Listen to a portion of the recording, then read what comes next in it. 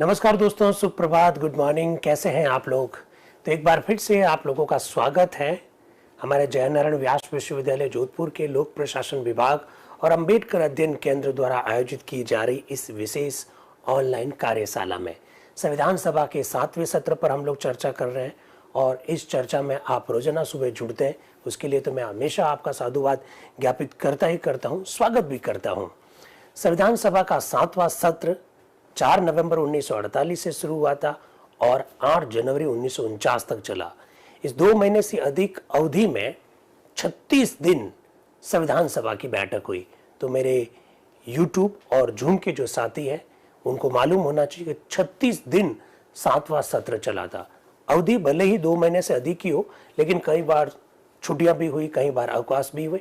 ये सब जानकारी हम लोग लगातार देते रहे। हमारे इन सत्रों पर ये जो ऑनलाइन कार्यशाला जो आयोजित की जा रही है, इसकी सबसे बड़ी खूबी क्या है? ये खूबी ये है कि हमने आज तक कोशिश ये की कि जिस दिन संविधान सभा की बैठक हुई उसी दिन हम भी चर्चा करने की कोशिश करते हैं।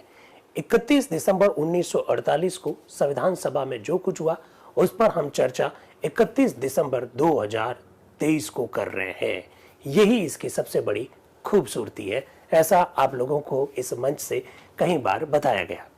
आज किस विषय पर चर्चा होगी? आप साथियों जानते हैं, कल हमारे राजस्थान में मंत्रिपरिषद का गठन हुआ और सुरेंद्रपाल सिंह जी टीटी साहब की जो नियुक्ति की गई उसको लेकर थोड़ा सा कंट्रोवर्सी आज के समाचार पत्रों में भी हमने देखी, कल भी सोशल मीडिया पर इस संदर्भ में कुछ चर्चा चल रही थी। कोई सदन का सदस्य नहीं है तो क्या मंत्री बनाया जा सकता है? नहीं बनाया जा सकता। संयोग ऐसा है दोस्तों कि 31 दिसंबर 1948 को संविधान सभा में इन विषयों को लेकर चर्चा हुई थी। तो मंत्री के लिए क्या योग्यता होनी चाहिए? क्या वो खाली लोकसभा ही सदस्य हो? क्या वो राज्यसभा का सदस्य हो सकता है? दोनों सदनों का सदस्य ना हो तो क्या हो? इसके अलावा उनमें फर्दर क्या क्वालिफिकेशन होनी चाहिए? उन सारे विषय पर आज हम चर्चा करेंगे। तो आप ठीक होंगे, मैं ऐसा मान के चल रहा हूँ। संवैधानिक और नैतिक 2 चीजें होती है हरवन भाई। नैतिकता के नाते तो कहीं सारी बातें होती है, सही कह रहे हैं आप, लेकिन संविधान और जो तकनीकी जो शब्द है उनको भी हम लोग देखते हैं। एक्चुअली में नैतिकता के नाते पे तो कहीं सारी बातें फिट नहीं बैठती है। खैर, 31 दिसंबर 1948 को संविधान सभा में जो कुछ हुआ उस पर चर्चा कर रहे हैं। भारतीय संविधान सभा जो है उसके वाद विवाद की सरकारी रिपोर्ट आपके सामने पेश कर रहे हैं और ये संविधान का मसौदा एजेंडे में लिखा हुआ है। H.C. मुखर्जी साहब ही सीट पर दिखाई दे रहे हैं आपको। आप जानते हैं डॉक्टर राजेंद्र प्रसाद जी बीमार हैं, इस वजह से संविधान सभा के अध्यक्ष के रूप में वो काम नहीं कर पा रहे हैं। उनकी जगह पर डॉक्टर H.C. मुखर्जी संविधान सभा के उपाध्यक्ष जो हैं वो अध्यक्षता करते हुए, सभापतित्व करते हुए आपको दिखाई देंगे। तो यूट्यूब के साथियों आज बहुत ढंग से इन सारी चीजों को देख लेना। उपाध्यक्ष महोदय क्या कह रहे हैं? अब हम अनुच्छेद 62 पर चर्चा करेंगे। अनुच्छेद 62 पर चर्चा कर रहे हैं। डॉक्टर अंबेडकर साहब एक संशोधन लेकर आ रहे हैं। इंग्लिश में लिखा हुआ है, हिंदी वाला भी मैं आपके सामने रख देता हूं। अपने मंत्रियों के चुनने में तथा इस संविधान के अधीन अपने अन्य कृत्यों के प्रयोग में राष्ट्रपति साधारणतया अनुसूची 3 क में दी गई शर्तों के अनुसार चलेगा, किंतु राष्ट्रपति द्वारा की हुई किसी बात की मान्यता पर इसलिए आपत्ति नहीं की जाएगी कि वह बात इन शर्तों से अन्यथा की गई है। राष्ट्रपति जी मंत्रियों की नियुक्ति करेंगे, ये बात ठीक है, लेकिन राष्ट्रपति जी किन शर्तों के तहत काम करेंगे इस संदर्भ में कुछ उल्लेख है और राष्ट्रपति के किसी कार्य पर आपत्ति नहीं करी जाएगी, इस प्रकार का प्रावधान लिया जा रहा है। इस प्रकार के प्रावधान पर जबरदस्त चर्चा होगी, अभी देखेंगे हम लोग। तो उपाध्यक्ष महोदय कह रहे हैं कि ये जो संशोधन है, इस संशोधन के ऊपर एक और संशोधन है और वो नजरुद्दीन जी अहमद साहब के नाम है। नजरुद्दीन जी अहमद साहब क्या कह रहे हैं? वो कह रहे हैं किंतु राष्ट्रपति द्वारा इस आरंभ करने के अंत तक ये सारे शब्द निकाल दिए जाए, ऐसा वो कह रहे हैं। फिर वो क्या कह रहे हैं अपनी बात को रखते हुए? श्रीमान माननीय सदस्य डॉक्टर अंबेडकर ने अभी जो संशोधन पेश किया है उससे अनुच्छेद 62 में एक नया खंड 5 क जोड़ दिया जाएगा। इसमें यह प्रावधान है कि राष्ट्रपति अपने मंत्रियों को चुनने में तथा संविधान के अधीन अन्य प्रकारों की पूर्ति में साधारणतया शर्तों के अनुसार चलेगा।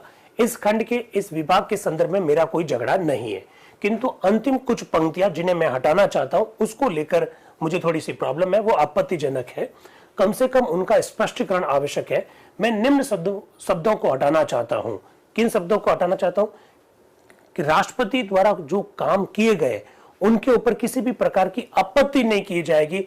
इन शब्दों को मैं हटाना चाहता हूं। नजरुद्दीन जी अहमद साहब ऐसा कह रहे हैं। देखिए, आप जानते हैं राष्ट्रपति द्वारा किए गए कार्य पर आपत्ति नहीं करने का ये जो प्रावधान किया जा रहा है, उस पर नजरुद्दीन जी अहमद साहब कह रहे हैं इस पंक्तियों को हटा दीजिए, इस पैरा को हटा दीजिए। इसके कारण क्या है जरा देखिएगा। मेरा निवेदन है श्रीमान, इन शब्दों से संविधान पर गंभीर अतिक्रमण होगा। इस खंड के प्रथम भाग का प्रभाव संविधान के अधीन अन्य प्रकार्य पर भी पड़ता है। ये शब्द सर्व आशयपूर्ण है। वास्तव में संविधान के अधीन अन्य प्रकार्य का अर्थ समस्त प्रकार के प्रकार्यों से। मंत्रियों के चुनने का काम तो ऐसा है जिस पर जरा भी अंगुली नहीं उठानी देनी चाहिए, किंतु मेरा यह निवेदन है कि अन्य किसी प्रकार्य के संदर्भ में आपत्ति से परे बात नहीं होनी चाहिए। वास्तव में संविधान के अधीन राष्ट्रपति भी वैधानिक प्रधान होगा, वैधानिक हेड ही होगा। वह मंत्रियों की मंत्रणा पर कार्य करेगा। अतः संविधान के अधीन अन्य प्रकारों के करने पर वह अपने मंत्रियों की मंत्रणा के अनुसार चलेगा। मैं जो शब्द हटाना चाहता हूं उनका प्रभाव यह होगा कि इनसे राष्ट्रपति को संविधान के अधीन अपने अन्य प्रकारों की पूर्ति में पूर्ण तथा निरंकुश शक्ति प्राप्त हो जाएगी। ये बात तो मानना हद से बाहर है। राष्ट्रपति के वैधानिक प्रधान बनाने का वास्तविक प्रभाव यह होगा कि मंत्रिमंडल अथवा कोई मंत्री राष्ट्रपति को ऐसे कार्य करने की मंत्रणा दे सकता है जो कि अवैधानिक है। अब नजरुद्दीन जी अहमद साहब कह रहे हैं कि मंत्री परिषद राष्ट्रपति को कुछ ऐसे कार्य करने के लिए कह सकती है जो अवैधानिक है, और अवैधानिक कार्य पर आप आपत्ति दर्ज नहीं करवा सकते, आप कोर्ट का सहारा नहीं ले सकते, या कहीं पर किसी भी प्रकार का संसद में प्रश्न नहीं पूछ सकते। इस प्रकार का प्रावधान कर देने से तो राष्ट्रपति निरंकुश हो जाएगा। ऐसी बात नजरुद्दीन जी अहमद साहब अपनी बात को रखते हुए कहना चाह रहे हैं। इसके बाद में मोहम्मद ताहिर और सैयद जाफर के नाम से संशोधन है। उपाध्यक्ष महोदय कह रहे हैं क्या आपके संशोधन के ऊपर वोट लिया जाएगा? तो सैयद जाफर साहब ने कहा हाँ ले लिया जाए। इसके बाद में उपाध्यक्ष महोदय 1313 संशोधन जो जाफर साहब के नाम है उनके लिए कहते हैं कि ये पेश नहीं किया जाएगा क्योंकि वोटिंग इनके खिलाफ में रही। फिर उपाध्यक्ष महोदय 1314, 1315, 1316, 1317, 1319 और 1320 के बारे में कहते हैं कि ये सारे संशोधन एक जैसे है तो इनमें से किसी एक संशोधन को रखने की वो परमिशन देंगे। वो कह रहे हैं कि संशोधन संख्या 1315 सर्वाधिक व्यापक है और वो दामोदर स्वरूप सेठ जी के नाम है, वो रख सकते हैं, लेकिन वो पेश ही नहीं करते। दामोदर स्वरूप सेठ पेश ही नहीं करते। इसका मतलब एक साथ में 1314, 1315, 1316, 1317, 1319, 1320 ये सारे संशोधन रखे ही नहीं गए। फिर केशव राय जी के नाम से था, वो भी नहीं रखा गया। फिर 1316 मोहम्मद इस्माइल और मोहम्मद पोकर साहब के नाम है, वो पेश करने की उन्होंने बात कही। तो पोकर साहब जरूर अपनी बात को रख रहे हैं, अपना संशोधन लेकर आ रहे हैं। पोकर साहब संविधान सभा के वे मेंबर जो खाली अंग्रेजी भाषा ही जानते हैं, उन्हें हिंदी या हिंदुस्तानी भाषा नहीं आती है। पोकर साहब क्या कह रहे हैं जरा देखिएगा। वो कह रहे हैं मंत्रीगण तभी तक पदासीन रहेंगे जब तक कि वे लोकसभा के विश्वास के पात्र हैं। भारतीय संविधान का अनुच्छेद 75 आज का आर्टिकल 75 ये कहता है कि राष्ट्रपति मंत्रियों की नियुक्ति करेंगे। And I think you are aware about it that राष्ट्रपति जो भी नियुक्ति करते हैं वो प्रधानमंत्री की सलाह पर करते हैं। ऐसा आर्टिकल 75 में लिखा हुआ है। आप ये भी जानते हैं कि मंत्री राष्ट्रपति के प्रसाद पर्यंत पद पर रहते हैं और संपूर्ण मंत्री परिषद सामूहिक रूप से लोकसभा के प्रति उत्तरदायी होती है। ये भी आप जानते हैं, ऐसा आर्टिकल 75 में लिखा हुआ है।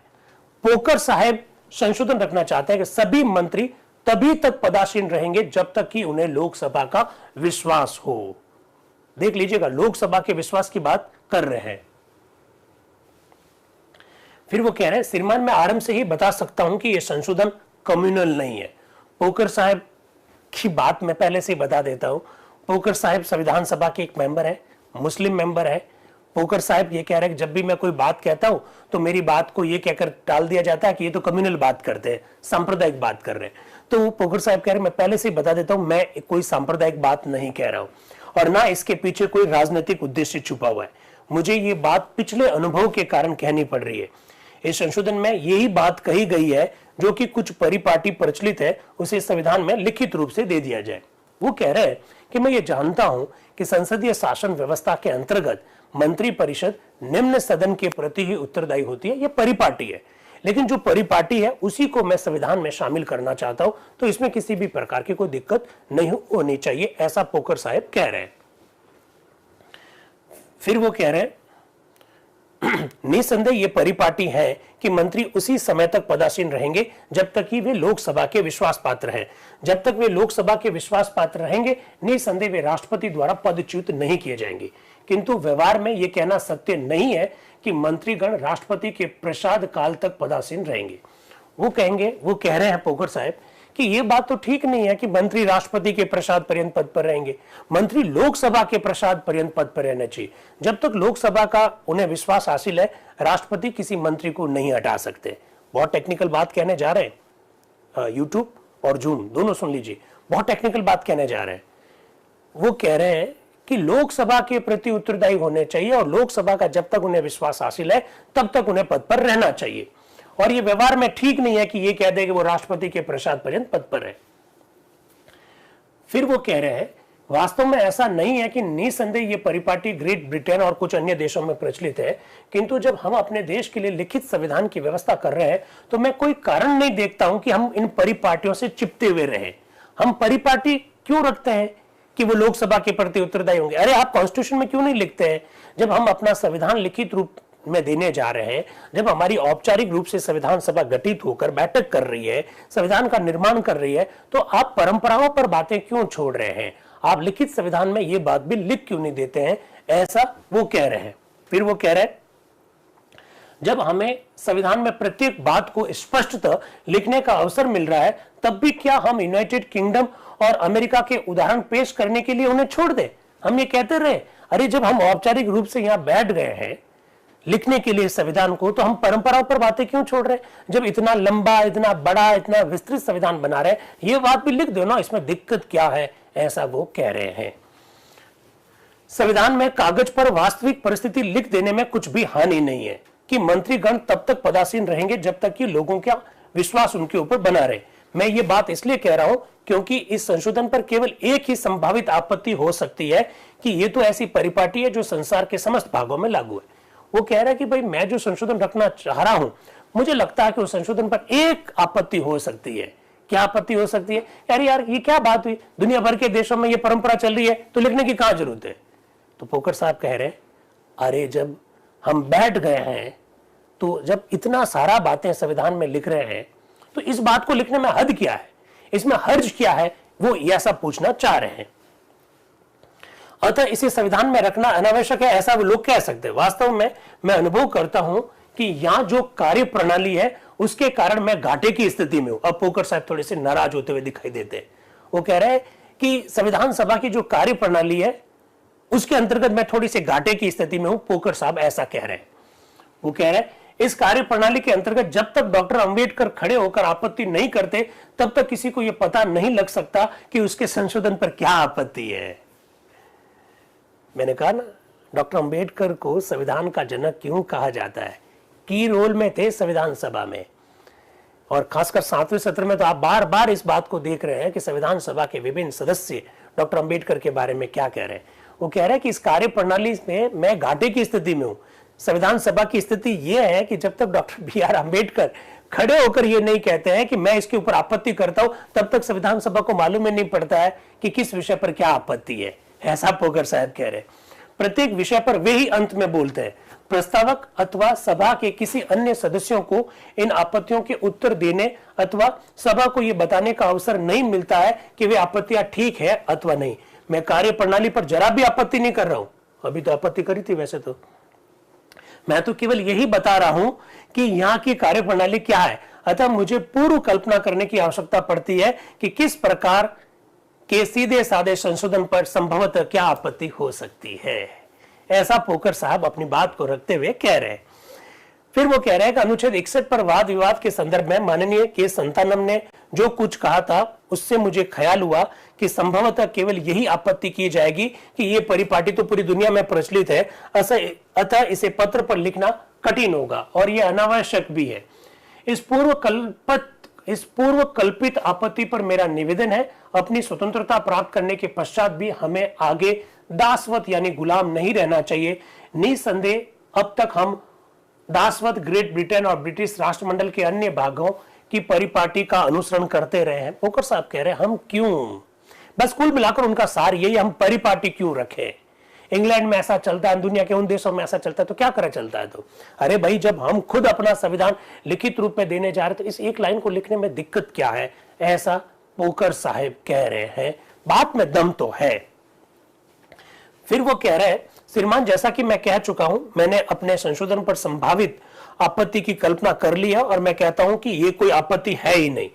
हमें तो बिल्कुल स्पष्टतः लिपिबद्ध कर देना चाहिए कि क्या परिपाटी है, इसे हमको साफ साफ शब्दों में लिख देना चाहिए।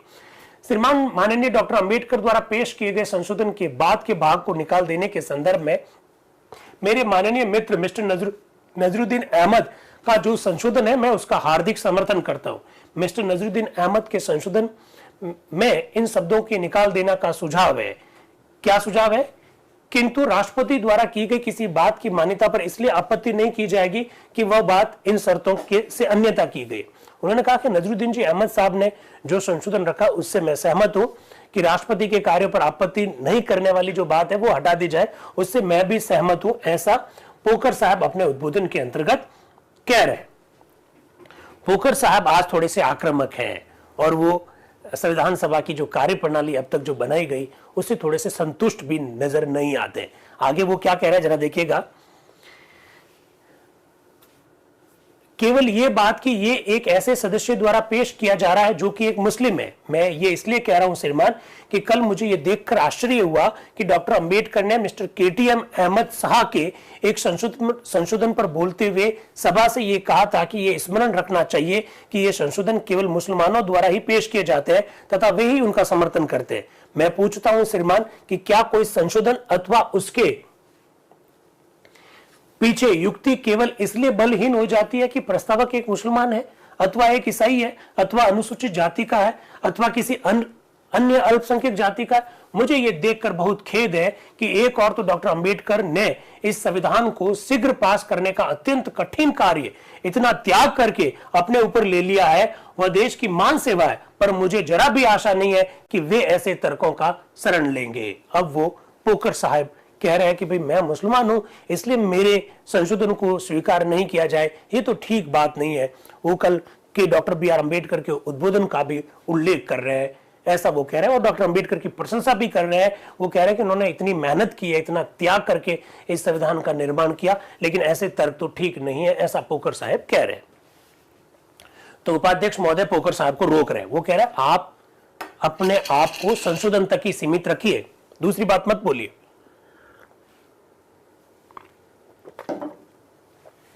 पोकर साहब वापस बोले, श्रीमान मैं ये चाहता हूं।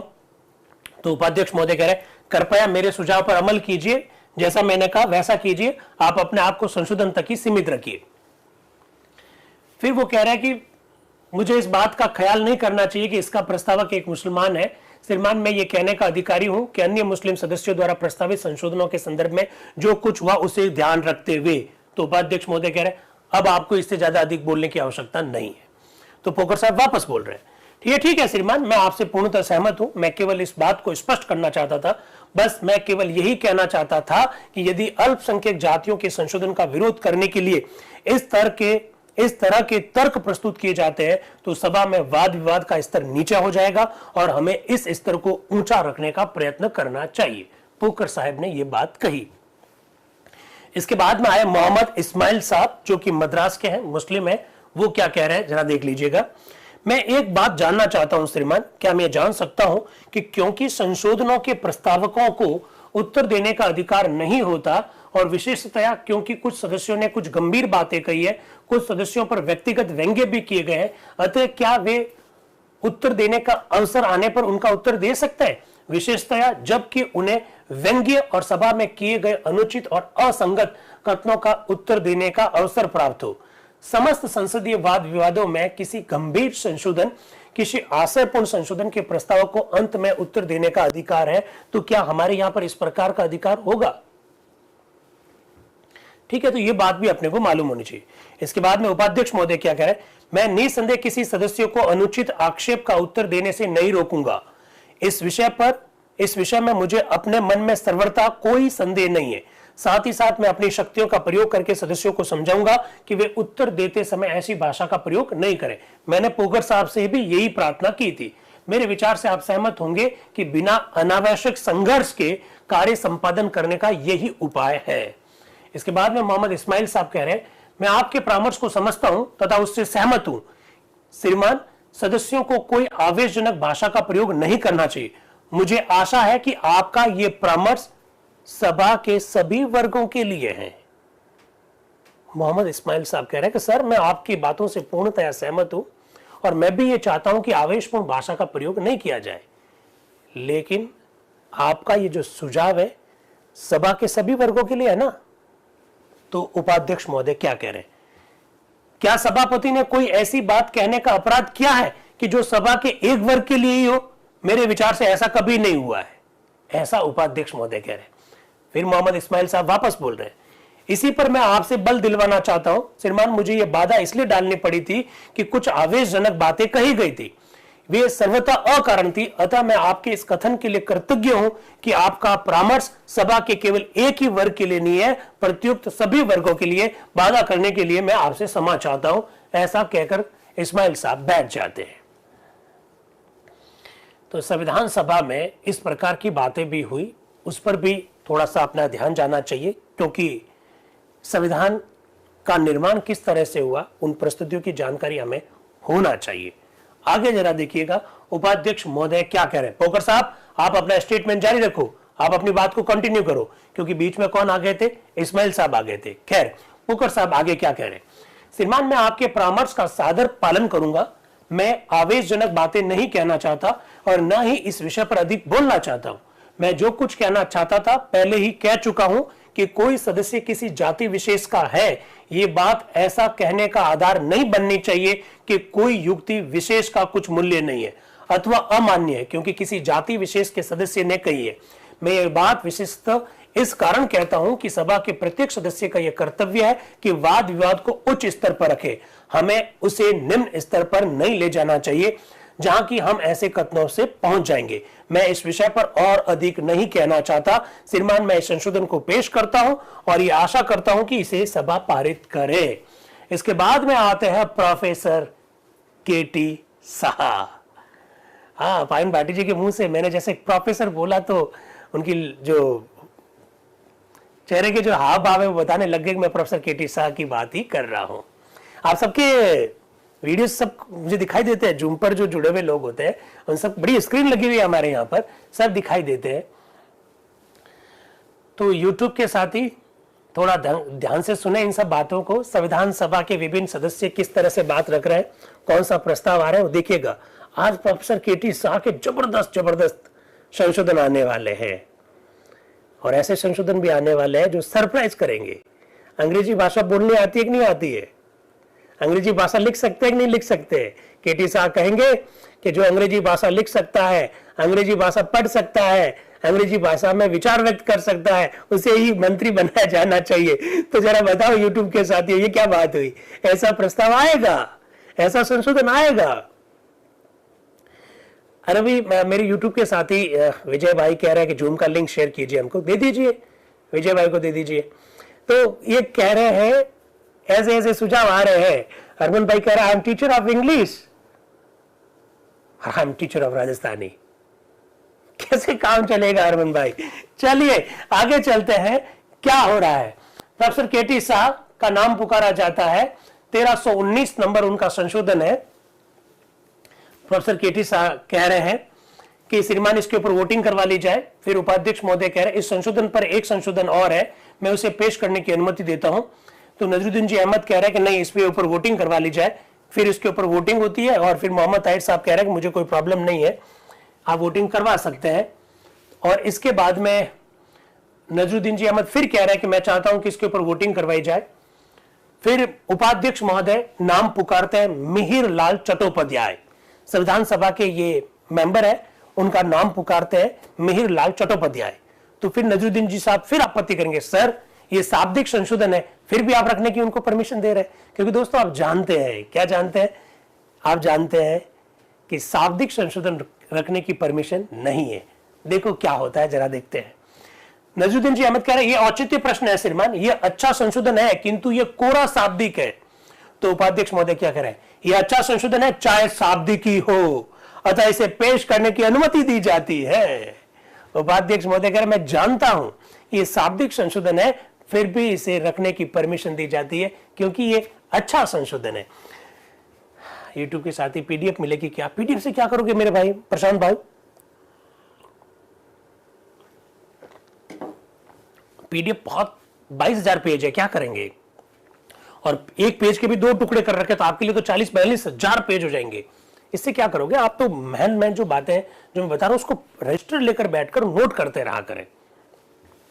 चलिए फिर मीरलाल चट्टोपाध्याय को अनुमति दी जाती है। मीरलाल चट्टोपाध्याय कह रहे हैं कि इस संशोधन में आपने खाली काउंसिल लिख रखा है, मिनिस्टर ऑफ काउंसिल, यानी मंत्री परिषद की जगह खाली परिषद लिख रखा है, तो परिषद शब्द हटा दीजिए, उसकी जगह काउंसिल ऑफ मिनिस्टर्स लिखिए। और यह बहुत जरूरी है क्योंकि उसके पीछे वो कारण बताता है कि काउंसिल का मतलब तो राज्यसभा से भी लिया जा सकता, काउंसिल ऑफ स्टेट्स, इसलिए काउंसिल मत लिखो, काउंसिल ऑफ मिनिस्टर्स लिखो, मंत्री परिषद लिखो। ऐसा मिहिर चंद चट्टोपाध्याय संशोधन लेकर आए, शाब्दिक संशोधन है, फिर भी उपाध्यक्ष महोदय ने कहा यह बात महत्वपूर्ण है, इसलिए उसको स्वीकार कर लिया गया। खैर, इसके बाद में आते हैं मोहम्मद ताहिर साहब। मोहम्मद ताहिर साहब क्या कह रहे हैं? अभी केटी साहब की एंट्री होनी बाकी है, अभी तो खाली मैंने बैकग्राउंड तैयार किया है। ताहिर साहब क्या संशोधन लेकर आए हैं? ताहिर साहब कह रहे हैं minister shall at the time of his appointment as a such member of the parliament. तो सुरेंद्र पाल सिंह की टीटी साहब हमारी विधानसभा के सदस्य नहीं है। मोहम्मद ताहिर साहब कह रहे हैं कि कोई भी मंत्री नियुक्त करते समय संसद के सदस्य होगा। कोई मंत्री अपने पद पर नियुक्त होने के समय संसद का सदस्य होगा। ये मोहम्मद ताहिर साहब संशोधन लेकर आए हैं। वो क्या कह रहे हैं? अपने संशोधन के संदर्भ में कुछ शब्द निवेदन करने से पूर्व मैं सभा का ध्यान अनुच्छेद के विद्यमान खंड की ओर आकर्षित करना चाहता हूं, जो ये कहता है कोई मंत्री जो 6 निरंतर माह की किसी अवधि तक संसद के किसी सदन का सदस्य न रहे, उस अवधि के पश्चात मंत्री नहीं रहेगा। अब वो ताहिर साहब कह रहे हैं कि जो डॉक्टर अंबेडकर ने जो मसौदा संविधान रखा है उसमें यह लिखा हुआ है कि कोई मंत्री अगर सदन का सदस्य नहीं है तो 6 माह के भीतर सदस्य बनना होगा, और 6 माह के भीतर अगर सदस्य नहीं बना तो फिर वो मंत्री नहीं रहेगा। मोहम्मद ताहिर साहब कह रहे नो, इसको हटाओ और इसकी जगह पर ये लिखो मंत्री नियुक्त करते समय संसद का सदस्य होगा। ताहिर साहब क्या कह रहे हैं जरा देखिएगा। इससे पता चलता है कि यदि कोई व्यक्ति संसद का सदस्य ना भी हो तब भी वो मंत्री नियुक्त किया जा सकता है। इस संदर्भ में मेरा निवेदन है कि ये लोकतंत्र की भावना के सर्वथा विरुद्ध है कि एक ऐसे व्यक्ति को मंत्री बनाया जाए जो लोगों ने चुना नहीं है। ऐसा ताहिर साहब कह रहे हैं। जब संसद का निर्माण होगा तब यह स्पष्ट है कि वह 300 से भी अधिक सदस्यों का सदन होगा और वे सब सदस्य देश के लोगों द्वारा निर्वाचित होंगे, और कोई कारण नहीं है कि बाहर के किसी व्यक्ति को जो कि संसद का सदस्य नहीं है उसको भी मंत्री नियुक्त किया जाए। ताहिर साहब कह रहे हैं कि जब हमारी संसद का निर्माण होगा तो लगभग 300 के करीब मंत्री होंगे, 300 के करीब सदस्य होंगे। ये सदस्य लोगों के द्वारा चुने जाएंगे, तो फिर क्यों राष्ट्रपति ऐसे व्यक्ति को मंत्री बनाएंगे जो सदन का सदस्य नहीं है? ऐसा ताहिर साहब कह रहे हैं। और कह रहे हैं कि अगर किसी व्यक्ति को जो चुनकर नहीं आया उसको अगर मंत्री बनाते हैं, ताहिर साहब कह रहे हैं, तो वो जनतंत्र की भावना के प्रतिकूल है। ऐसा वो कह रहे हैं। वो कह रहे हैं कि यह कल्पना नहीं की जा सकती कि संसद के 300-400 सदस्यों में से राष्ट्रपति अथवा दल के नेता को मंत्रिमंडल में लेने योग्य ऐसा व्यक्ति एक भी नहीं मिलेगा जो कि हमें बाहर से लेना पड़े। ताहिर साहब कह रहे हैं कि राष्ट्रपति को और बहुमत दल के नेता के पास ऐसा व्यक्ति 300-400 में से एक भी नहीं है जिसको आप मंत्री नियुक्त करना चाहते हो, जो सदन का सदस्य भी नहीं है। गजब की बात है। वरन ये तो जनतंत्र के मूल पर ही आघात है कि देश द्वारा निर्वाचित संसद के सदस्यों में से मंत्री को ना चुना जाए। ये ताहिर साहब कह रहे हैं। अतः मेरा निवेदन है कि इस खंड के स्थान पर मेरा संशोधन रख दिया जाए, ऐसा ताहिर साहब कह रहे हैं। फिर वो कह रहे हैं इसके बाद मेरे माननीय मित्र डॉक्टर अंबेडकर द्वारा प्रस्तावित संशोधन संख्या 1329 पे मैं कुछ शब्द कहना चाहता हूं। इस विषय पर मैंने एक संशोधन संख्या 1312 की सूचना दी थी, जो इस प्रकार है। इन choosing his minister the president shall be generally guided by the instruction set out in the schedule 4A। वो कोई शेड्यूल 4A में जो बात कह रखी है उसका उल्लेख कर रहे हैं ताहिर साहब। ठीक है, तो ताहिर साहब ने कहा if you want to be appoint as a minister then you should be member of the parliament. If you are not member of the parliament then you can't appointed as minister. आप मंत्री के रूप में नियुक्त नहीं हो सकते हैं, आप मंत्री के रूप में नियुक्त नहीं हो सकते हैं, ऐसा उन्होंने कहा, मोहम्मद ताहिर साहब ने कहा। अब प्रोफेसर केटी शाह क्या कह रहे हैं? श्रीमान मैं सविनय निवेदन करता हूं, क्या निवेदन करता हूं? अनुच्छेद 62 के खंड 5 में 6 निरंतर मासों की किसी अवधि तक, इन शब्दों के स्थान पर अपनी नियुक्ति के पश्चात 6 निरंतर मासों की किसी अवधि तक ये शब्द रख दिया जाए। प्रोफेसर केटी शाह कह रहे हैं कि नियुक्ति के बाद 6 माह तक सदन का सदस्य बनना पड़ेगा, यह बात लिख दी जाए। आगे केटी शाह कह रहे हैं मैं समझता हूं कि खंड का यही अभिप्राय होगा। मेरे विचार में तो यह अभिप्राय नहीं हो सकता कि विदेश चले जाने अथवा ऐसा काम करने के कारण जिससे कि वह सभा का सदस्य न रह सके, वह निर्योग्य हो जाए अथवा मंत्री पद पर न रहे। इस खंड का यही अभिप्राय है कि यदि कोई मंत्री नियुक्त होने के बाद निरंतर 6 माह तक सदस्य न हो, वह पहले ही ना चुना गया हो अथवा बाद में भी सदन का सदस्य ना चुना जा सका हो, तो वह मंत्री नहीं रहना चाहिए। ये तो श्रीमान मंत्री के सामूहिक उत्तरदायित्व के सिद्धांत का ही परिणाम है, जिसके अनुसार प्रत्येक मंत्री को संसद के किसी न किसी सदन का सदस्य होना चाहिए। अतः मैं समझता हूं इस संशोधन के समर्थन में कोई लंबी चौड़ी युक्तियां पेश करना अपेक्षित नहीं है। मैं चाहता हूं कि सभा इसको स्वीकार कर ले। इसके बाद में टीटी कृष्णमाचार्य जी के नाम से एक संशोधन है, हल्का सा कुछ संशोधन करवाना चाहते हैं। वो कह रहे हैं टीटी कृष्णमाचार्य जी अपनी नियुक्ति की तारीख से 6 निरंतर माह की अवधि तक इत्यादि। ये बहुत छोटा सा संशोधन है और बिल्कुल स्पष्ट है, मुझे भरोसा है कि इसको वो स्वीकार कर लेंगे। वो थोड़ा सा करेक्शन चाहते हैं। इसके बाद में एचवी कामत साहब भी शाब्दिक संशोधन लेकर आ रहे हैं। एनी शब्द की जगह पर ए शब्द वो रखवाना चाहते हैं।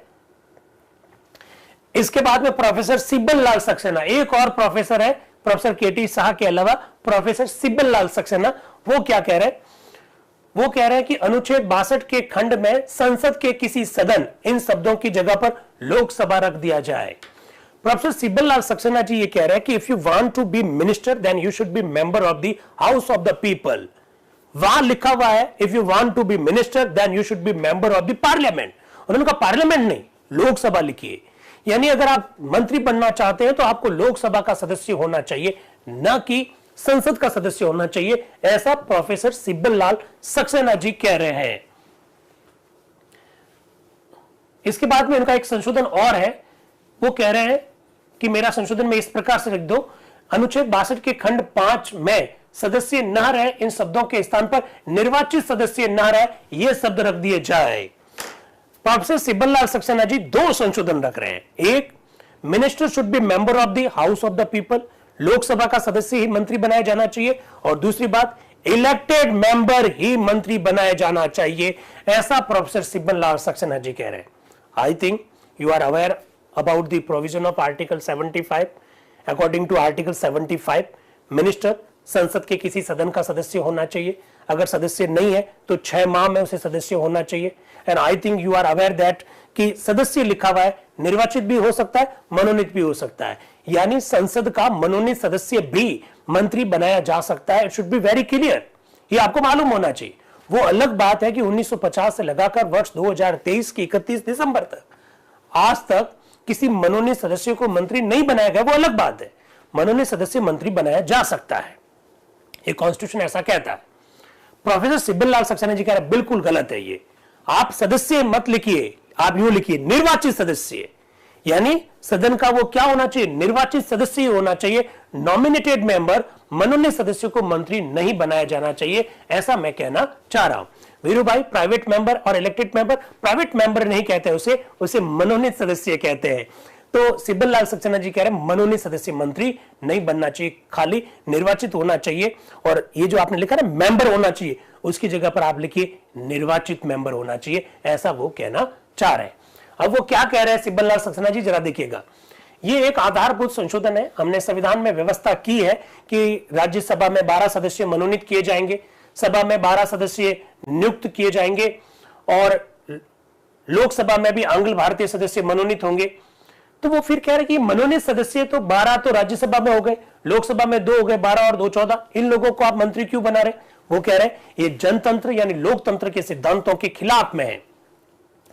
पहले मेरी इच्छा थी कि केवल लोकसभा के सदस्य ही, जो कि सामान्य निर्वाचक द्वारा चुने जाते हैं, मंत्री नियुक्त होने के योग्य होंगे, किंतु कई सदस्यों की सम्मति जानने के पश्चात मैंने सोचा मेरा संशोधन इतना उग्र नहीं होना चाहिए, किंतु मेरे विचार में किसी व्यक्ति को मंत्री नियुक्त नहीं करना चाहिए जब तक कि उसमें मतदाताओं का विश्वास ना हो। अतः मैं चाहता हूं सदस्य ना हो कि जगह पर लिख दो निर्वाचित सदस्य ना हो, यह शब्द होने चाहिए। आपको स्मरण होगा कि पहले राष्ट्रपति के निर्वाचन के समय हमने वाद विवाद करते समय यह बात जोड़ी थी कि मनोनीत सदस्य जो है राष्ट्रपति के चुनाव में भाग नहीं लेंगे। आप जानते हैं इस विषय पर चर्चा हुई थी। प्रोफेसर सिब्बल लाल सक्सेना जी कह रहे हैं कि संविधान सभा में इस विषय पर चर्चा हुई थी कि राष्ट्रपति के निर्वाचन में केवल निर्वाचित सदस्य ही भाग लेंगे संसद के, तो फिर हम मंत्री पद के लिए मनोनीत सदस्यों को क्यों रख रहे हैं? मनोनीत को नहीं रखना चाहिए, केवल और केवल निर्वाचित सदस्य होना चाहिए, ऐसा वो कहना चाह रहे हैं। अब यदि मनोनीत सदस्य राष्ट्रपति के निर्वाचन में मत देने के योग्य नहीं समझे जाते हैं, यदि हम उन्हें उतना भी उत्तरदायित्व नहीं सौंप सकते, तो निसंदेह भारत सरकार का मंत्री होना तो उससे कहीं अधिक उत्तरदायित्व का काम है। क्या बात कही है सक्सेना जी ने। प्रोफेसर सिब्बल लाल सक्सेना जी ने कहा कि आप मनोनीत सदस्यों को वोट देने का अधिकार नहीं दे रहे हो राष्ट्रपति के चुनाव में, और आप उन्हें भारत सरकार का मंत्री बनाने का अधिकार दे रहे हो। इससे तो ज्यादा उत्तरदायित्व इस मामले में, ऐसा आप क्यों कर रहे हैं? वो ऐसा कह रहे हैं।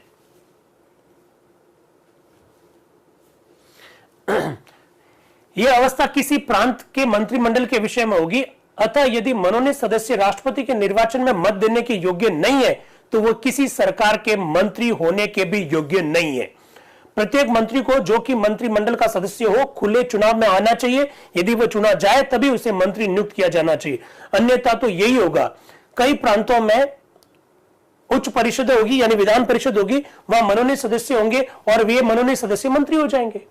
वो कह रहे कुछ प्रांतों में विधान परिषद भी होगी और वहां विधान परिषद में कई सारे सदस्य मनोनीत भी किए जाएंगे। अगर आपने मनोनीत सदस्यों को मंत्री बनाने का अधिकार दे दिया तो कई प्रांतों में मालूम पड़ेगा कि सारे के सारे मंत्री मनोनीत वाले ही है। ऐसा प्रोफेसर सिब्बल लाल सक्सेना जी कह रहे। मुझे विश्वास है कि ऐसा भी अवसर आ सकता है जब सारी मंत्री परिषद में शायद प्रधानमंत्री को छोड़कर सारे के सारे लोग मनोनीत सदस्य हो। ऐसा भी अवसर आ सकता है। सिब्बल लाल सक्सेना जी एक संकेत करने की कोशिश करते हैं।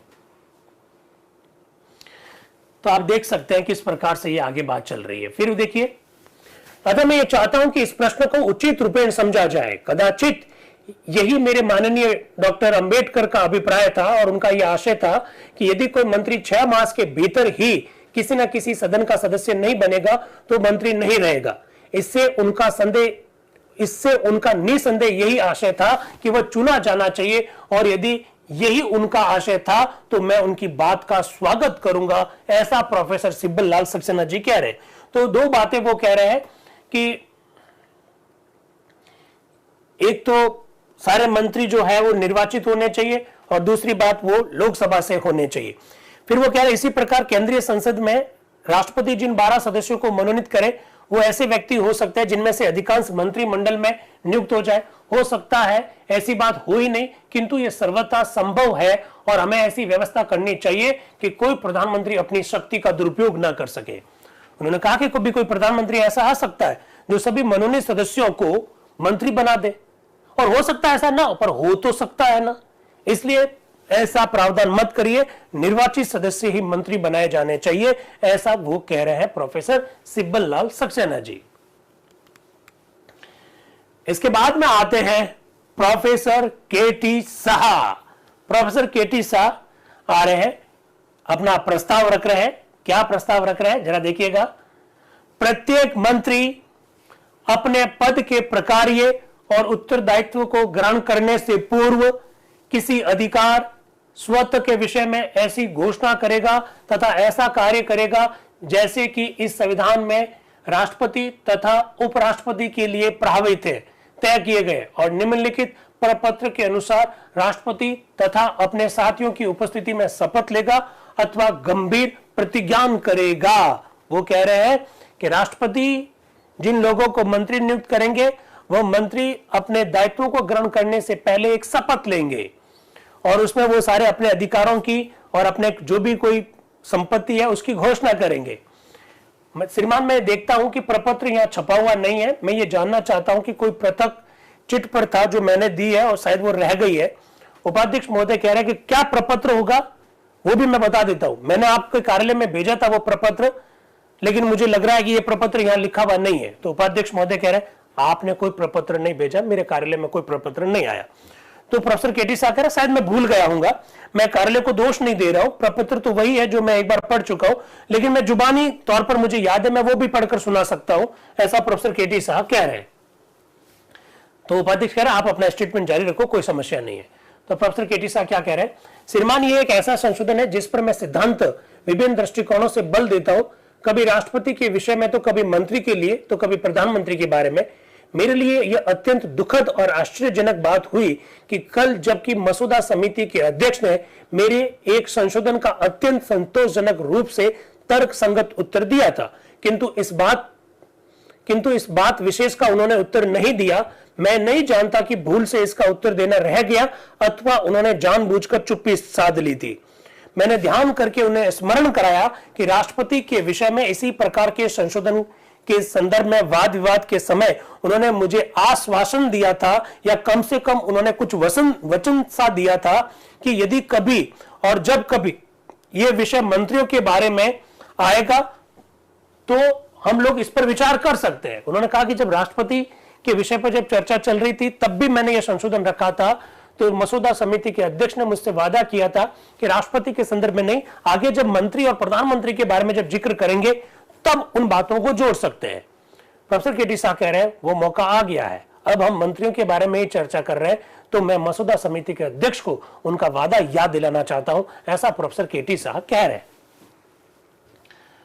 फिर वो कह रहे हैं मैं कहता हूं श्रीमान कि ये अत्यधिक आश्चर्यजनक बात थी कि मसौदे के ऐसे सतर्क तथा श्रमशील समर्थक स्पष्टता स्मरण कराए जाने पर भी चुप रहे, और जब एक माननीय सदस्य ने वास्तव में पूछ लिया कि उस तर्क विशेष का कुछ उत्तर है क्या, तब तो उन्होंने चुप्पी षड्यंत्र पूर्वक थी। ऐसा प्रतीत होता है कि या तो मसौदा समिति के माननीय अध्यक्ष के पास कोई उत्तर नहीं है, या वे उत्तर देना नहीं चाहते, या उन्होंने ऐसा वचन दे दिया है जो ऐसा परेशानी करने वाला है कि वे उसके विषय में स्मरण दिलाना भी पसंद नहीं करते। प्रोफेसर केटी साह और डॉक्टर बी.आर. अम्बेडकर साहब जानते हैं कुछ कहने की आवश्यकता रहती नहीं है। चाहे कुछ भी हो श्रीमान, मैं इस सभा के समक्ष निवेदन करना चाहता हूं कि पत्रों में भी इस विशेष बात की पूर्णतः उपेक्षा कर दी गई है। चाहे ऐसा भूल से हुआ है, जैसा कि यह प्रपत्र यहां छपा हुआ नहीं है, हाँ ये तो मेरी त्रुटि है, अन्यथा किसी अन्य कारण से इसकी उपेक्षा की गई है। इस अत्यंत आवश्यक बात को जो मेरे मतानुसार हमारी सरकार के कार्यवाहन में उसकी शुद्धता, ईमानदारी, सम्मानिता की गारंटी होगी, उसे चुप्पी के विशेष षड्यंत्र द्वारा कुचल दिया गया है। मुझे विश्वास है ये एक ऐसा विषय है कि कम से कम जब हम मंत्रियों की बात करें तो इस सिलसिले में मसौदा बनाने वाला उसको ध्यान में रखेगा। फिर वो आगे कह रहे हैं श्रीमान मुझे कल एक उच्च अधिकारी द्वारा यह परामर्श दिया गया था कि यदि मैं प्रत्येक खंड पर संशोधन रखने के अनावश्यक कार्यों को नहीं पकड़ता हूं, कल बात कही गई थी के संतानम साहब के द्वारा, और यदि मैं कुछ सिद्धांतों पर ध्यान से काम करता हूं तो मैं अधिक उपयोगी सिद्ध हो सकता हूं। श्रीमान मैं अपने संशोधनों की उपयोगिता को इस मापदंड से नहीं नापता हूं कि उनमें से कितने संशोधन स्वीकार किए गए, मैं अपने संशोधनों की उपयोगिता को इस पैमाने से मापता हूं कि उनसे कितनी विचारशीलता, रुचि अथवा विरोध का सर्जन हुआ, और इसलिए वे स्वीकृत हो या ना हो। यदि माननीय सदस्यों को, जिनमें भारत सरकार के मंत्री भी है, इस विषय पर उत्तेजना से सोचना पड़ जाए और इस प्रकार की बातों का विशेषतः उत्तर देना पड़ जाए तो मैं नितांत संतुष्ट हो जाता हूं। प्रोफेसर केटी साह स्पष्ट शब्दों में कह रहे हैं कि मेरा संशोधन स्वीकार किया जाए या नहीं किया जाए इससे कोई फर्क नहीं पड़ता है। मेरे सफलता का मूल्यांकन इस बात से नहीं होना चाहिए कि मैंने कितने संशोधन रखे, मेरी सफलता का मूल्यांकन इस बात से भी नहीं होना चाहिए कि उनमें से कितने संशोधन स्वीकार किए गए। सफलता का मूल्यांकन इस बात से होना चाहिए कि मेरे द्वारा रखे गए संशोधनों पर संविधान सभा में कितना विचार विमर्श हुआ, संविधान सभा में किन किन सदस्यों ने क्या विचार रखे, विरोध हुआ, उत्तेजनापूर्ण चर्चा हुई। मैं यही चाहता हूं और यही मेरी सफलता का मूल्यांकन की कसौटी होनी चाहिए, ऐसा प्रोफेसर केटी साह कह रहे हैं। मसौदा बनाने वाले तथा उसे स्वीकार करने वाले गिरोह को अपने दृष्टिकोण से सहमत करने में असफल ही रहा। उनसे समुचित उत्तर की कोई संभावना नहीं है।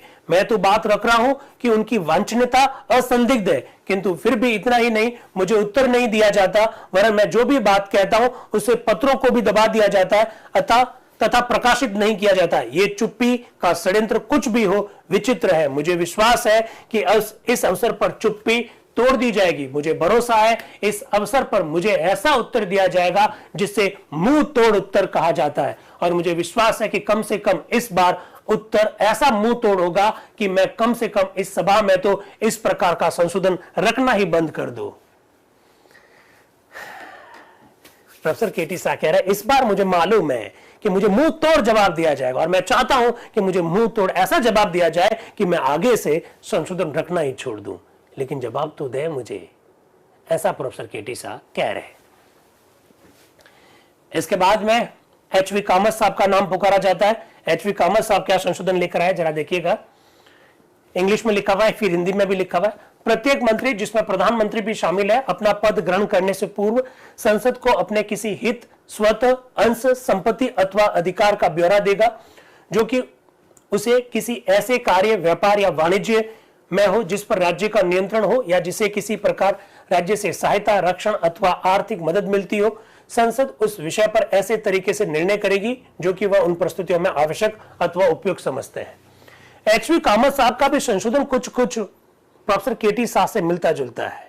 जिस दिन आप मंत्री का पद ग्रहण कर रहे हैं, उसके बाद आप घोषणा करेंगे कि आपके पास संपत्ति कितनी है, आपके शेयर कहां कहां पर है, आपके अंश कहां कहां पर है, इस बात की आप घोषणा करेंगे। ऐसा प्रावधान करने के लिए एच.वी. कामत साहब भी एक संशोधन लेकर आए हैं। श्रीमान, मेरा संशोधन उतनी दूर नहीं जाता जितने कि मेरे माननीय मित्र प्रोफेसर केटी शाह का संशोधन जाता है। मैं तो इस संशोधन द्वारा यही चाहता हूं कि मंत्री पद ग्रहण करने से पूर्व संसद को अपने किसी हित की सारी जानकारी का ब्यौरा दे देना चाहिए, ऐसा वो कह रहे हैं। फिर वो कुछ उदाहरण भी दे रहे हैं कि कहां कहां पर क्या होता है। वो फैक्ट्री कानून का एक एग्जाम्पल देता है, और वहां पर भी वो बताते हैं कि वहां पर इस प्रकार का सिस्टम चलता है, ऐसा वो एच.वी. कामत साहब कह रहे हैं। तो वहां जब इस प्रकार का सिस्टम चलता है तो हमें भी अपने सिस्टम को ऐसा करना चाहिए। ऐसा एच.वी. कामत साहब ने कहा, अपना संशोधन रखा। इसके बाद में ओपन कर दिया गया मंच कि चलो सारे संशोधन आ गए हैं, अब संविधान सभा के अन्य सदस्य भी अपनी बात को रख सकते हैं। तो प्रोफेसर शाह के नाम से एक संशोधन था,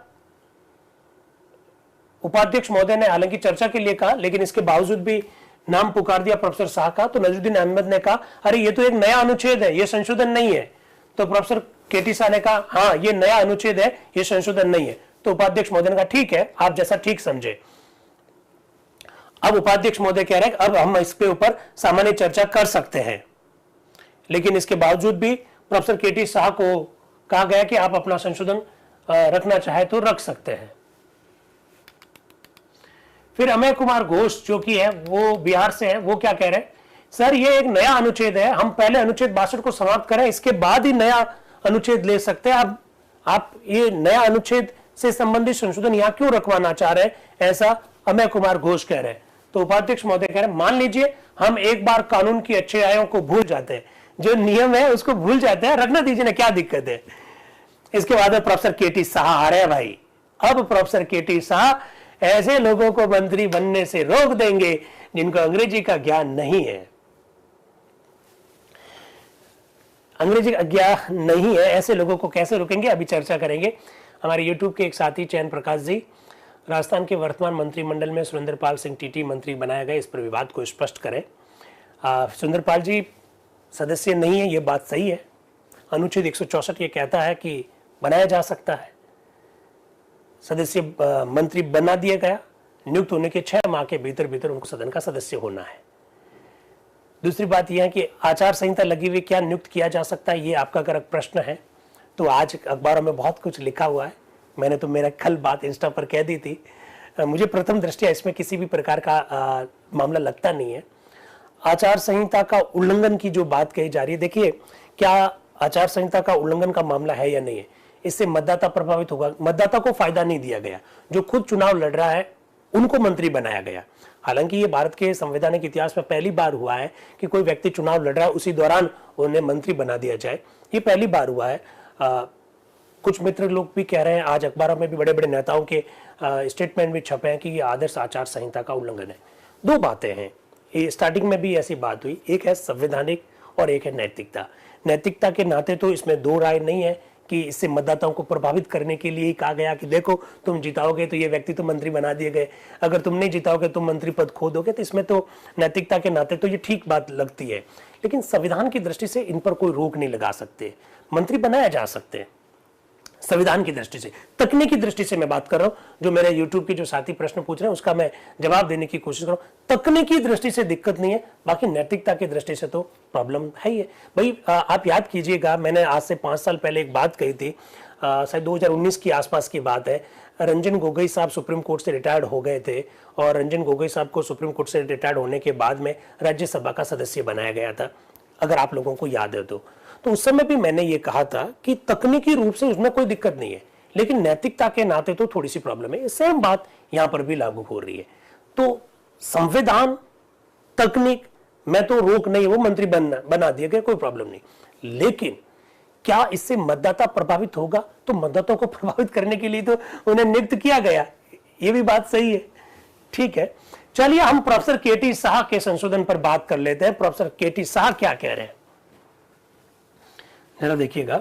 प्रोफेसर केटी शाह कह रहे हैं, ऐसे लोगों को मंत्री नियुक्त अथवा निर्वाचित नहीं किया जाएगा जो अंग्रेजी भाषा में लिखने, पढ़ने अथवा अपने विचार व्यक्त करने के योग्य नहीं हो। अंग्रेजी भाषा में लिखने, पढ़ने और विचार व्यक्त करने के योग्य नहीं हो, ऐसे लोगों को मंत्री नियुक्त नहीं किया जा सकता। अब हमारा क्या होगा? हमारा क्या होगा? हम तो अंग्रेजी भाषा जानते नहीं है, तो कैसे बनेंगे मंत्री? आप कह देंगे तो कौन बना रहा है आपको मंत्री? बिल्कुल सही।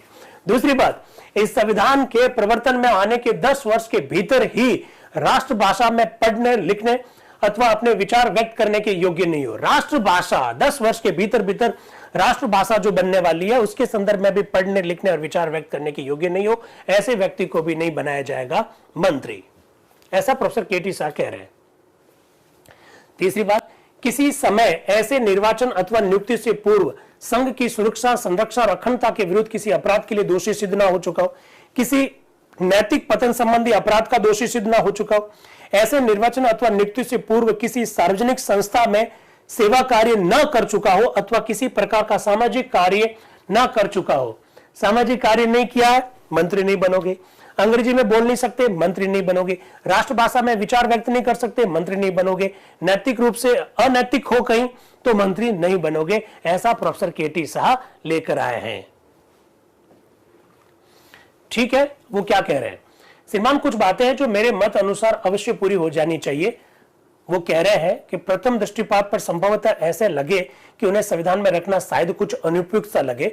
उदाहरणतः मैं इसे खुद स्वीकार करता हूं कि मेरा संशोधन का पहला खंड, यानी जिसमें यह कहा गया कि अंग्रेजी भाषा में लिखने, पढ़ने और अपने विचारों को व्यक्त करने में सामर्थ्य होना चाहिए, अनुपयुक्त ही दिखाई देता है। वो खुद कह रहे हैं।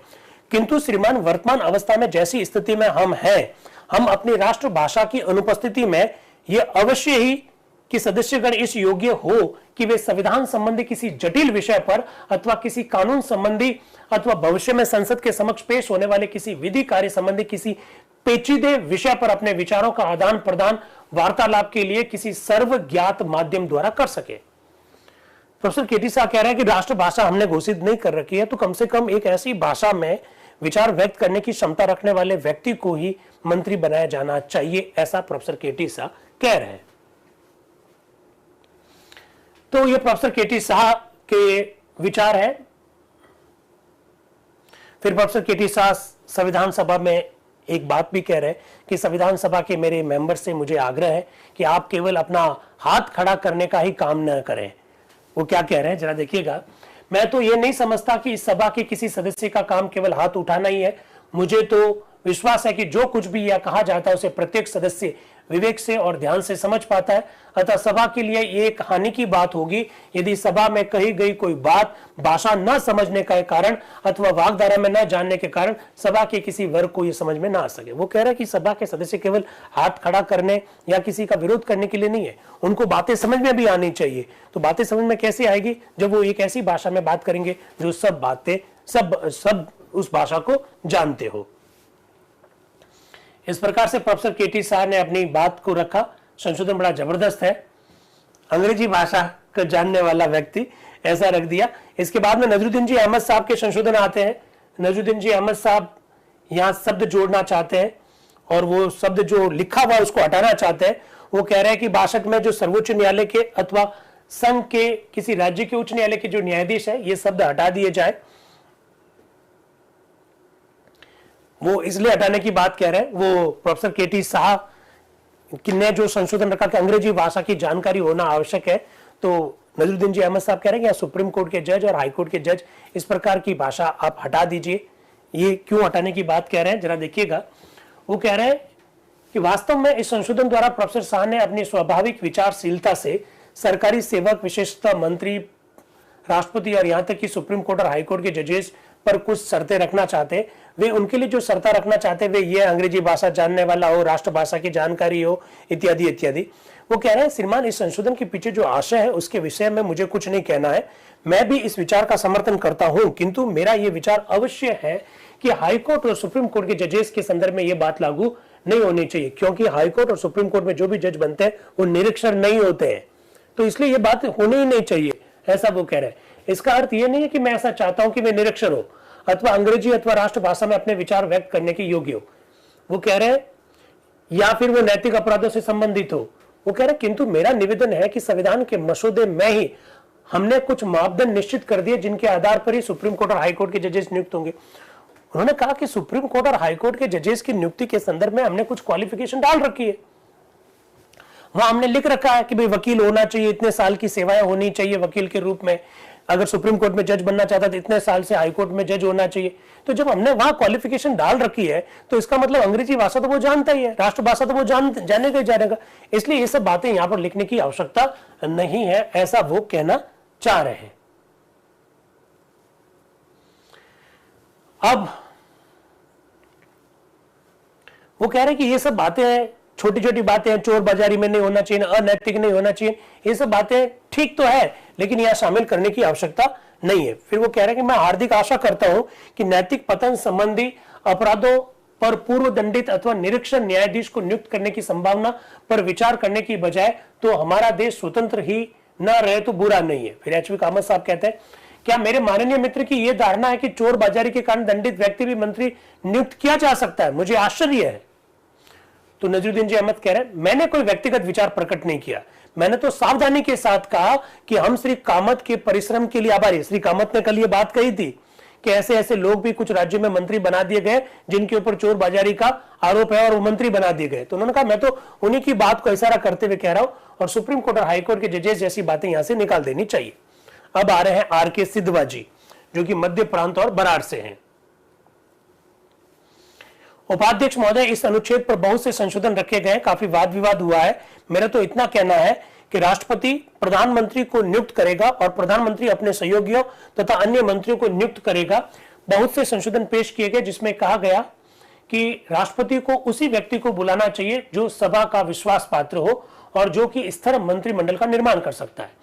श्रीमान, निसंदेह बहुत अच्छा सुझाव है और अपने पूर्व के अनुभवों से हमें ज्ञात है कि कई प्रांतों में गवर्नर ने जानबूझकर अपनी सुविधाएं और अपने मनोरथ के लिए ऐसे व्यक्ति को मंत्रिमंडल बनाने के लिए आमंत्रित किया जो सभा का विश्वास पात्र नहीं था और जिसे कठिनाई से थोड़े से अल्पसंख्यकों का समर्थन प्राप्त था।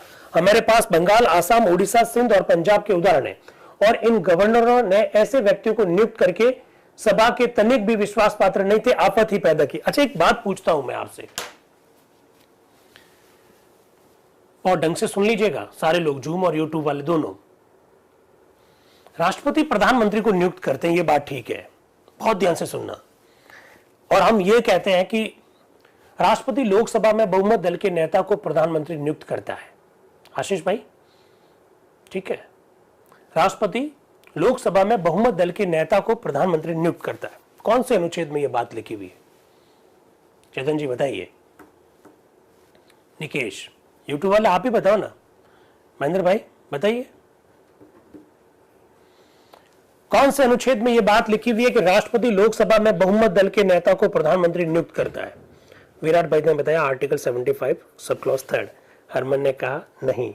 आशीष भाई कह रहे हैं आर्टिकल 75, ठीक है। चेतन शर्मा जी कह रहे हैं 75, रुचि जी कह रहे हैं 75। ओके ओके, बाकी वाला भी तो बताओ।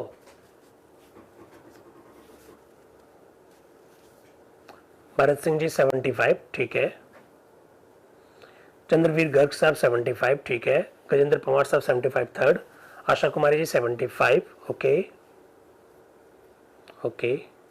हाँ, लकी परवीन जी 75 1। क्या बात है, यूट्यूब वाले भी साथी कमाल करने लग गए। अंजलि बहन कह रही है नहीं लिखा हुआ है। यस, संविधान में कहीं पर भी लिखा हुआ नहीं है कि राष्ट्रपति लोकसभा में बहुमत दल के नेता को प्रधानमंत्री नियुक्त करेगा। आशीष भाई, कहीं लिखा हुआ नहीं है। यस, सीधा देखिए आर्टिकल 75 में क्या लिखा, राष्ट्रपति प्रधानमंत्री को नियुक्त करेंगे और प्रधानमंत्री की सलाह पर अन्य मंत्रियों को नियुक्त करेंगे और उन्हें शपथ दिलाएंगे।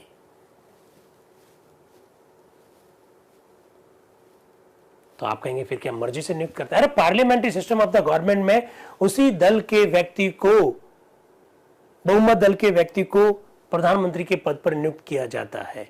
तो हमने लिखा क्यों नहीं है कॉन्स्टिट्यूशन में? यह बात आप मुझसे पूछेंगे तो फिर हमने लिखा क्यों नहीं?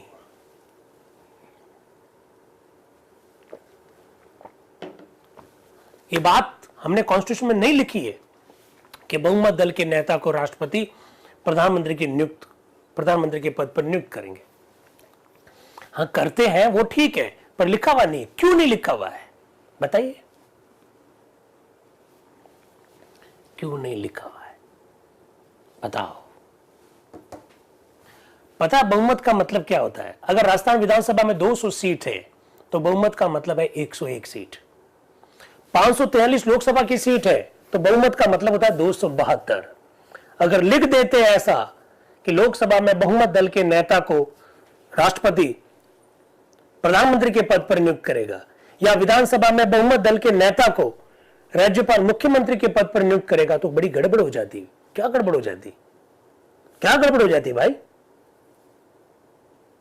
गड़बड़ी हो जाती कि यदि किसी दल को स्पष्ट बहुमत नहीं मिला तो? बताओ आशीष भाई, यदि किसी दल को स्पष्ट बहुमत नहीं मिला तो सबसे बड़े दल के नेता को प्रधानमंत्री नियुक्त किया जाता है। अगर आप ये लिख देते तो फिर तो मामला कोर्ट में चला जाएगा ना, फंस जाते, हम फंस जाते। अरे हमारे संविधान निर्माता गजब के लोग थे भाई, उन्होंने सारी चीजों की कल्पना कर ली थी। गठबंधन नहीं बन पाते फिर तो। आप समझ पा रहे हैं मेरी बात को? अभी डॉक्टर अंबेडकर इन सब प्रश्नों का जवाब देते हुए दिखाई देंगे। गठबंधन नहीं हो पाता। यस हिमांशु भाई, ऐसा ही है, ऐसा ही है। अभी देखिएगा डॉक्टर अंबेडकर आ रहे हैं।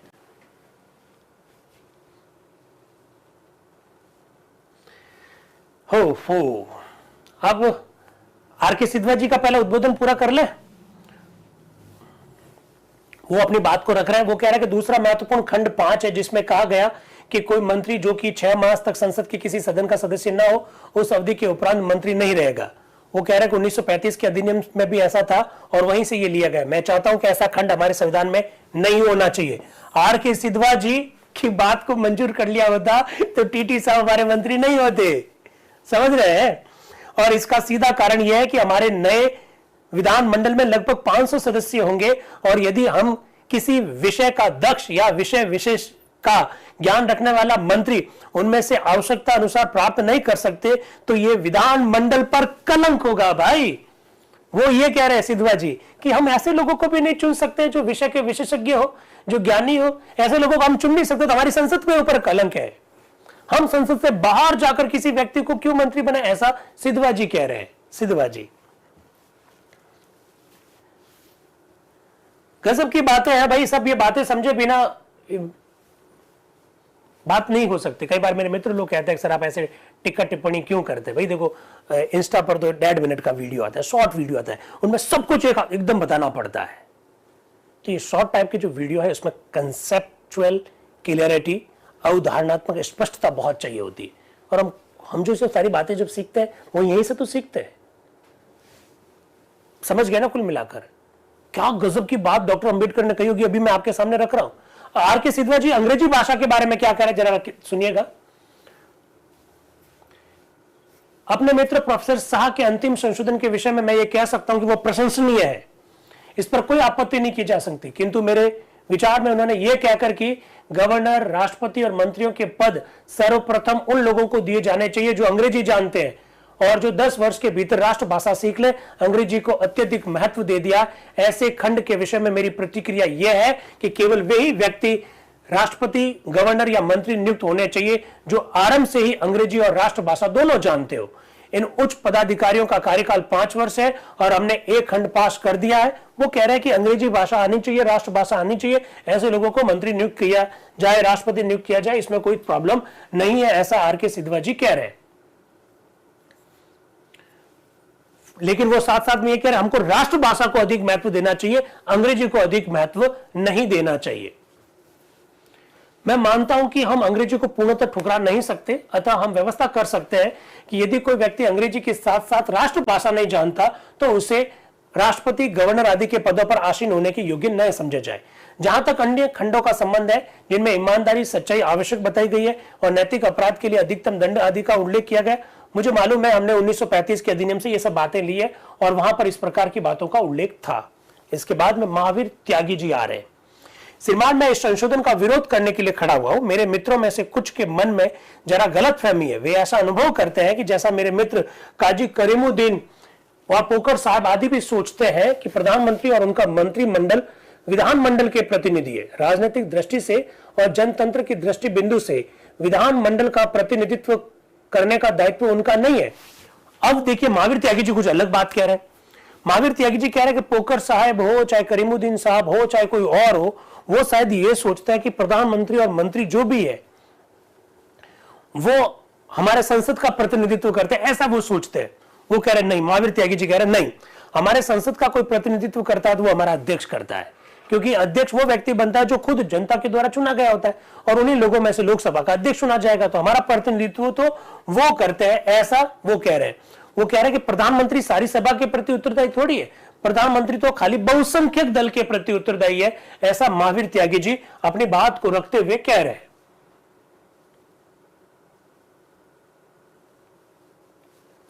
फिर महावीर त्यागी जी कुछ बातें और कह रहे हैं। वो कह रहे हैं महाराजा रणजीत सिंह जी, वो कह रहे शिवाजी, ये सब मैं नहीं कह रहा हूं, महावीर त्यागी जी कह रहे हैं कि रणजीत सिंह जी, शिवाजी और अकबर ये सब लोग बड़े महान थे, लेकिन ये साक्षर नहीं थे, लेकिन इसके बावजूद भी वो महान शासक साबित हुए थे।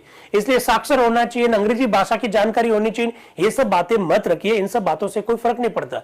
और यहां तक कहेंगे क्या यार मंत्री के लिए कह रहा है कि अंग्रेजी भाषा में होना चाहिए, वो खुद डॉक्टर अंबेडकर का एग्जांपल देते हुए कहेंगे कि अंबेडकर साहब आप बताओ तो, आप खुद लिखते हो क्या? आपके पास तो टाइपिस्ट है, वो लिखता है, आप बोलोगे वो अपना आप लिख देगा, ऐसा महावीर त्यागी जी कह रहे हैं। जरा देखिएगा। किंतु इन सब ने अपने अपने राज्यों में शासन बहुत सुचारू रूप से किया। किसने?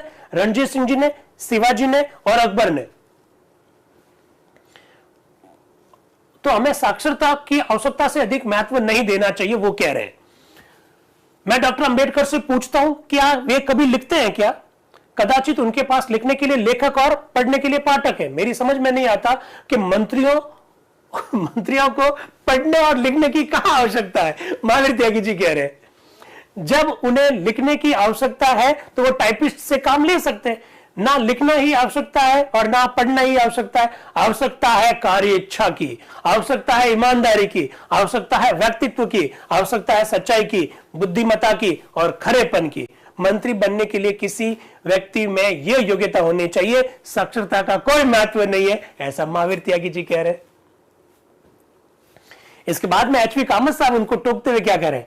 क्या मेरे अदम्य उत्साही मित्र भारत को ऐसा ही निरीक्षण रखना चाहता है जैसे कि आज है? तब डॉक्टर अंबेडकर क्या बोल रहे हैं? क्या आपको साक्षरता से कोई सैद्धांतिक विरोध है क्या? ऐसा डॉक्टर अंबेडकर बोलते हैं। तो महावीर त्यागी जी कह रहे नहीं नहीं, मुझे किसी का कोई विरोध नहीं है। फिर BH खांडेकर साहब आते हैं, वो क्या कह रहे हैं, एकांकी और अथक योद्धा प्रोफेसर KT शाह के समर्थन में मैं अपनी छोटी सी आवाज उठाना चाहता हूं। विशेषतः उनके संशोधन 1332 का समर्थन करने के लिए खड़ा हुआ हूं। जहां तक मंत्रियों का प्रश्न है, मैं भ्रष्टाचार की संभावना का पूर्णतः निर्मूलन करना चाहता हूं। राष्ट्रपति के विषय में मेरा उनसे मतभेद है। निम्न कारणों से मैं राष्ट्रपति और मंत्रियों के बीच बहुत अंतर करता हूं।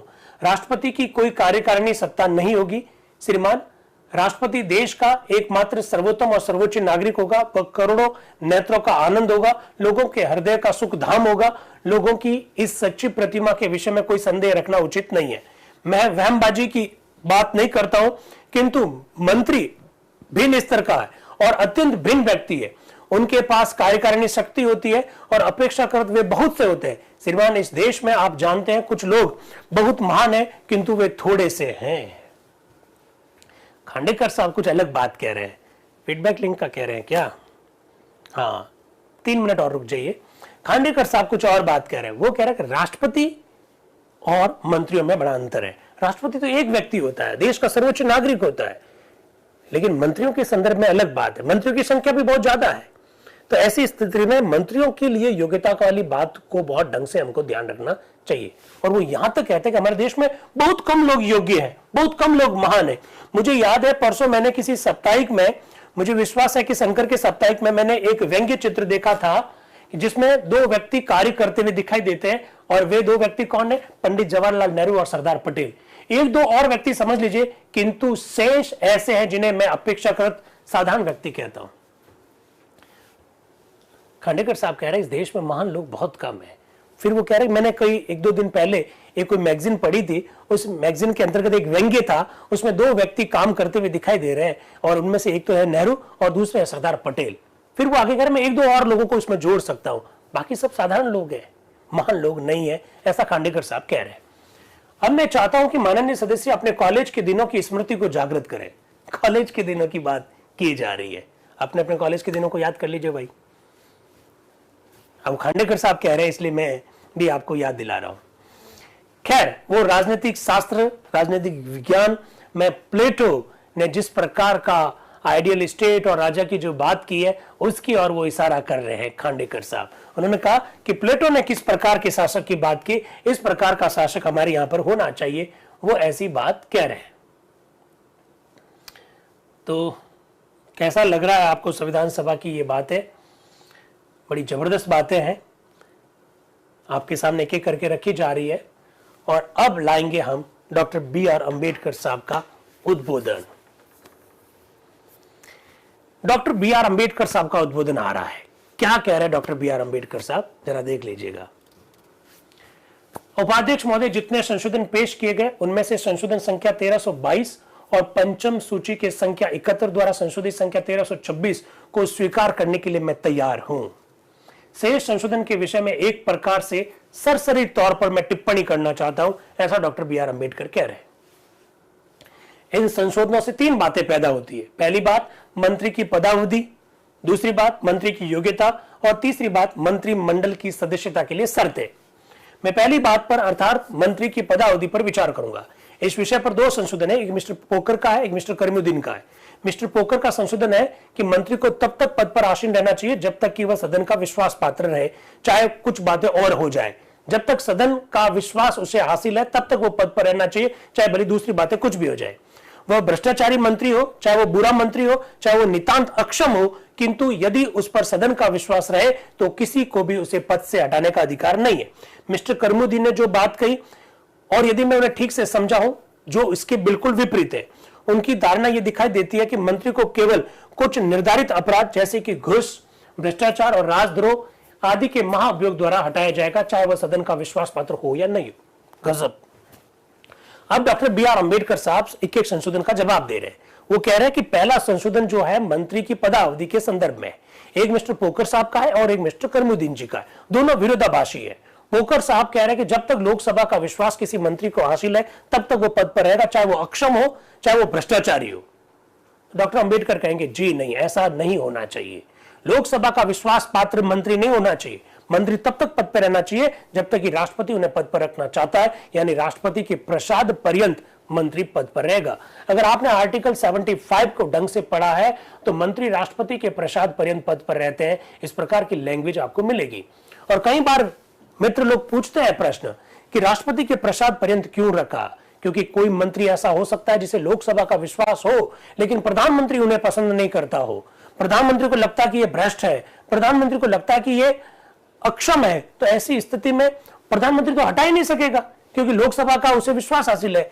इसलिए हमने क्या लिखा कि राष्ट्रपति का प्रसाद पर्यंत है, अर्थात प्रधानमंत्री कहेगा फला मंत्री को हटा दीजिए, भले ही उसे भारी बहुमत लोकसभा में प्राप्त हो, तब भी राष्ट्रपति प्रधानमंत्री जी के कहने पर उस मंत्री को हटा देंगे। इसका मतलब मंत्री राष्ट्रपति के प्रसाद पर्यंत है, ऐसा वो कहना चाह रहे हैं। कौन? डॉक्टर अंबेडकर। फिर डॉक्टर अंबेडकर आते हैं करीमुद्दीन जी के ऊपर। वो कह रहे हैं कि मंत्री की कैसे हटाया जा सकता है, उसके लिए 2-3 बातें उन्होंने बताई कि घूस ले ले या भ्रष्टाचार अगर कर लेता है तो उन्हें हटाया जा सकता है।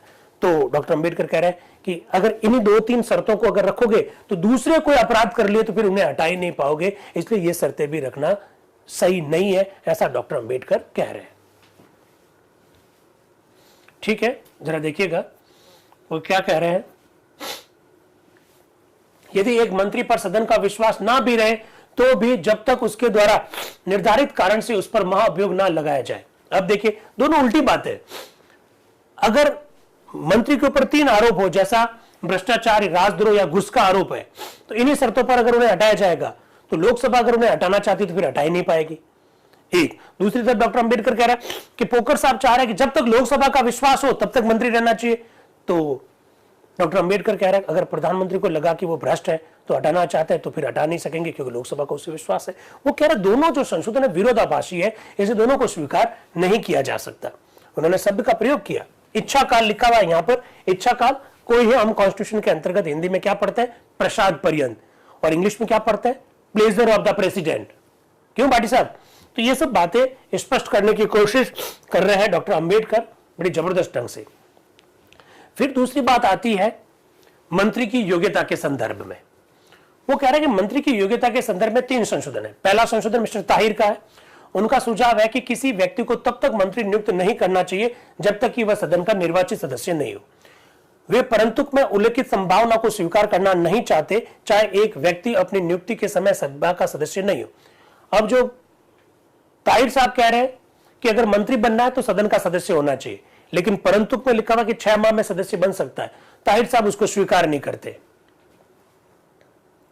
प्रोफेसर केटी शाह ने दूसरी शर्त रखी है। उन्होंने कहा कि मंत्री को बहुसंख्यक दल में से ही होना चाहिए। अरे भाई, ये बड़ा जबरदस्त प्रश्न है। आज आपने देखा पेपर में कि राजस्थान में 22 नए मंत्री आ गए हैं। बहुत ध्यान से सुनना, बहुत महत्वपूर्ण बात बता रहा हूं। मैं आपसे प्रश्न भी पूछ रहा हूं, यूट्यूब और जूम वाले दोनों सुन लीजिए।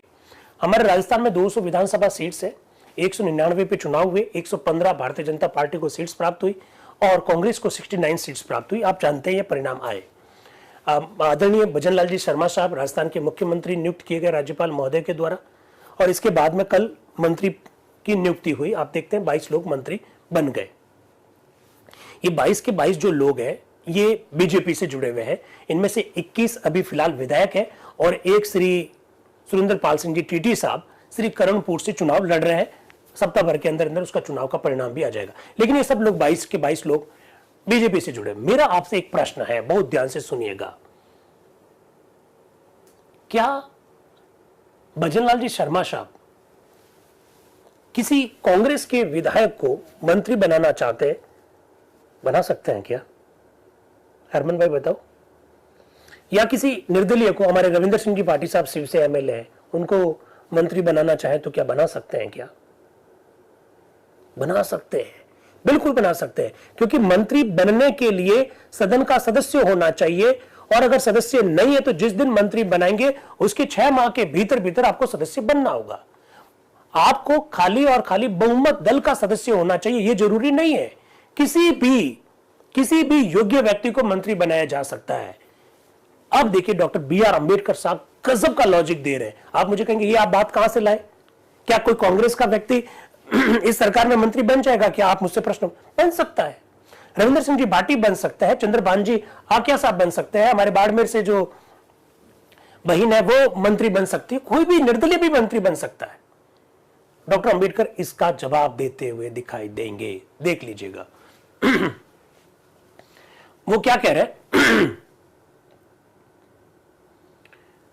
मोहम्मद ताहिर का जो सुझाव है कि किसी व्यक्ति को तब तक मंत्री नियुक्त नहीं करना चाहिए जब तक वे अपनी नियुक्ति के समय किसी सदन का सदस्य निर्वाचित नहीं हो, परंतु वो परंतु की बात नहीं देखते। फिर वो आते हैं प्रोफेसर केटी शाह पर।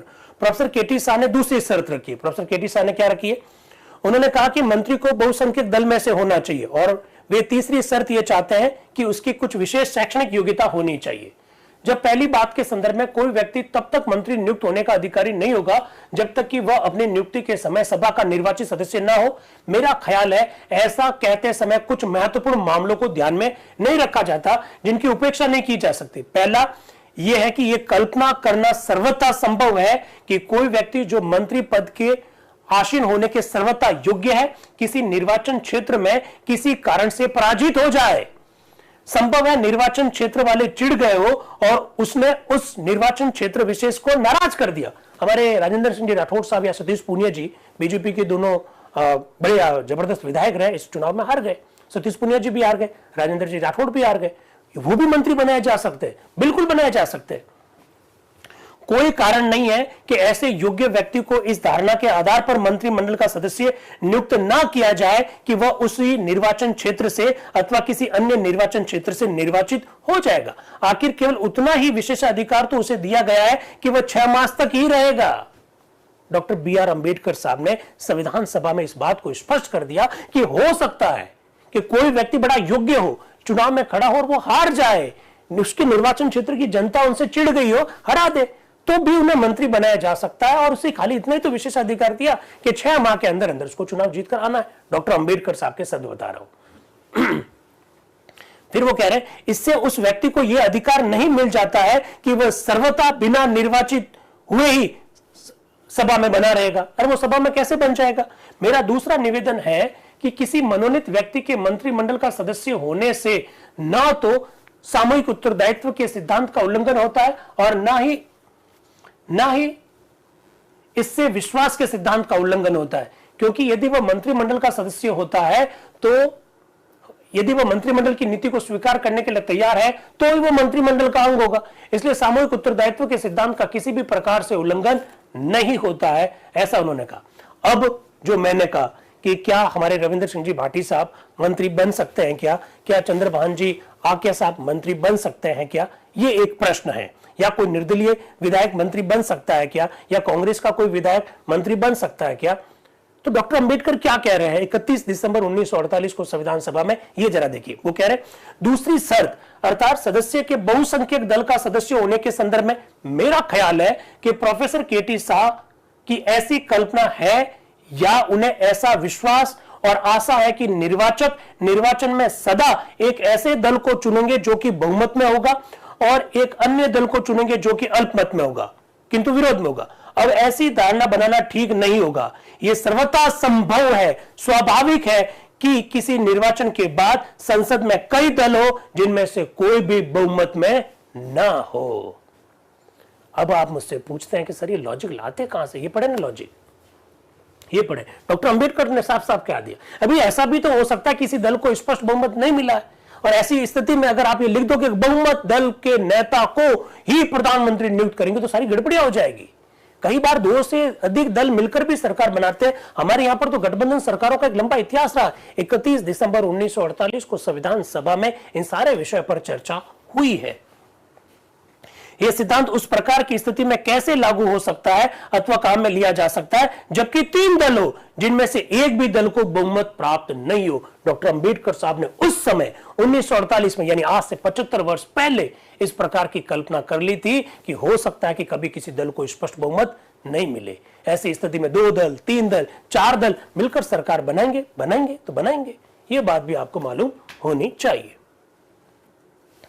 तो प्रोफेसर केटी शाह द्वारा रखी गई शर्त के कारण तो ऐसा करना संभव ही नहीं होगा, ऐसा डॉक्टर बी.आर. अंबेडकर ने कहा। इसलिए कहा कि बहुमत दल के वाली बात को हम यहां पर नहीं जोड़ेंगे।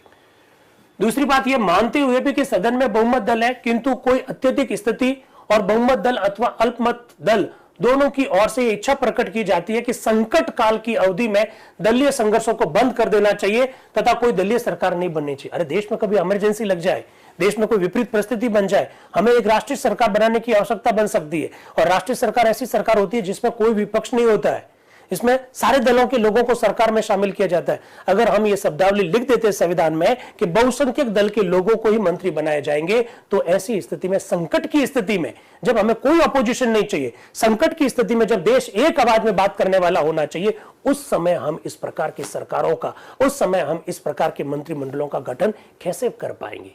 तो दोस्तों, ये बात हमेशा ध्यान रखिएगा कि बहुमत दल लिखा हुआ नहीं है, लिखा हुआ है राष्ट्रपति प्रधानमंत्री को नियुक्त करेंगे और प्रधानमंत्री की सलाह पर राष्ट्रपति अन्य मंत्रियों को नियुक्त करेंगे। आगे जो योग्यता लिखी हुई है उसमें लिखा सदन का सदस्य होना चाहिए, और सदस्य नहीं है तो जिस दिन नियुक्त किया जाए उसके 6 माह के भीतर सदस्य होना चाहिए। इसलिए बियॉन्ड द पार्टी, पार्टी के बाहर जाकर भी मंत्री नियुक्त किए जा सकते हैं। ये सब कल्पना 31 दिसंबर 1948 को हमारी संविधान सभा में सारी विषय पर चर्चा हुई थी। Doctor B R. अंबेडकर साहब ने स्पष्टीकरण दिया। अब मुझे बताओ, इससे ज्यादा और आपको स्पष्टता क्या चाहिए? समझ गए होंगे जूम के साथी और यूट्यूब के साथी। तो निर्दलीय भी मंत्री बन सकते हैं और विपक्ष के दल भी मंत्री बन सकते हैं, लेकिन प्रॉब्लम क्या होती है, विपक्ष के लोगों को बनाने से भी सामूहिक उत्तरदायित्व के सिद्धांत की पालना नहीं हो पाएगी, लेकिन हम लोगों ने इसकी कल्पना कर ली थी। तो ऐसी बात कही डॉक्टर अंबेडकर ने। फिर शिक्षा संबंधी योग्यता के संदर्भ में वो क्या कह रहे हैं?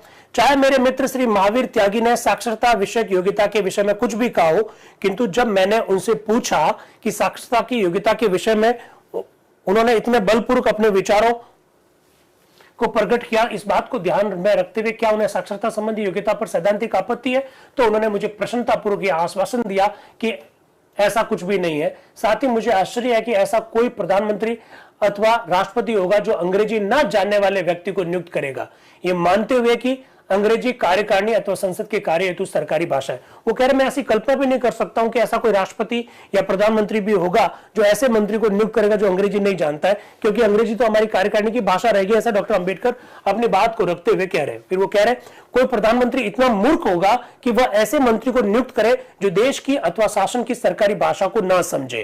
डॉक्टर अंबेडकर कह रहे हैं ये तो हर प्रधानमंत्री इस बात को अच्छी तरह से जानता है कि किस प्रकार के लोग उन्हें चाहिएगा सरकार को चलाने के लिए। तो आप देख सकते हैं कि किस तरह से बातों को रखा जा रहा है। फिर डॉक्टर अंबेडकर के बारे में जो बात कही कि आपने मंत्रियों के बारे में ये कहा, राष्ट्रपति के संदर्भ में ये कहा था कि बाद संपत्ति की घोषणा वाले प्रावधान मंत्री या प्रधानमंत्री के लिए आप करेंगे, ऐसा आपने कहा था। तो डॉक्टर अंबेडकर साहब ने क्या कहा वो जरा सुन लीजिएगा। डॉक्टर अंबेडकर ने कहा कि संपत्ति और दायित्व की घोषणा करनी चाहिए, परंतु हमें 2 अन्य प्रावधान भी रखने चाहिए। एक यह है कि प्रत्येक मंत्री अपना पद छोड़ते समय पद त्याग के दिन अपनी संपत्ति की घोषणा करेगा, जिससे कि प्रत्येक व्यक्ति जो कि ये हिसाब लगाना चाहे कि उसकी पदावधि में प्रशासन भ्रष्टाचार युक्त था या नहीं, वह ये देख सकता है कि मंत्री की संपत्ति में कितनी वृद्धि हुई या क्या उस वृद्धि का हिसाब उस बचत से पूरा किया जा सकता है जो अपने वो वेतन में प्राप्त करता है। इस प्रकार की बातें चल रही है। एच.वी. कामत साहब और डॉक्टर बी.आर. अंबेडकर साहब आपस में इस तरह की बात को रख रहे हैं। ठीक है, तो ये कुछ बातें हैं। लिंक शेयर किया गया क्या? लिंक तो शेयर हो गया ना? हाँ, लिंक शेयर कर दिया, वेरी गुड। अरे यार, ये चाय भी ठंडी हो गई, ध्यान नहीं दिया।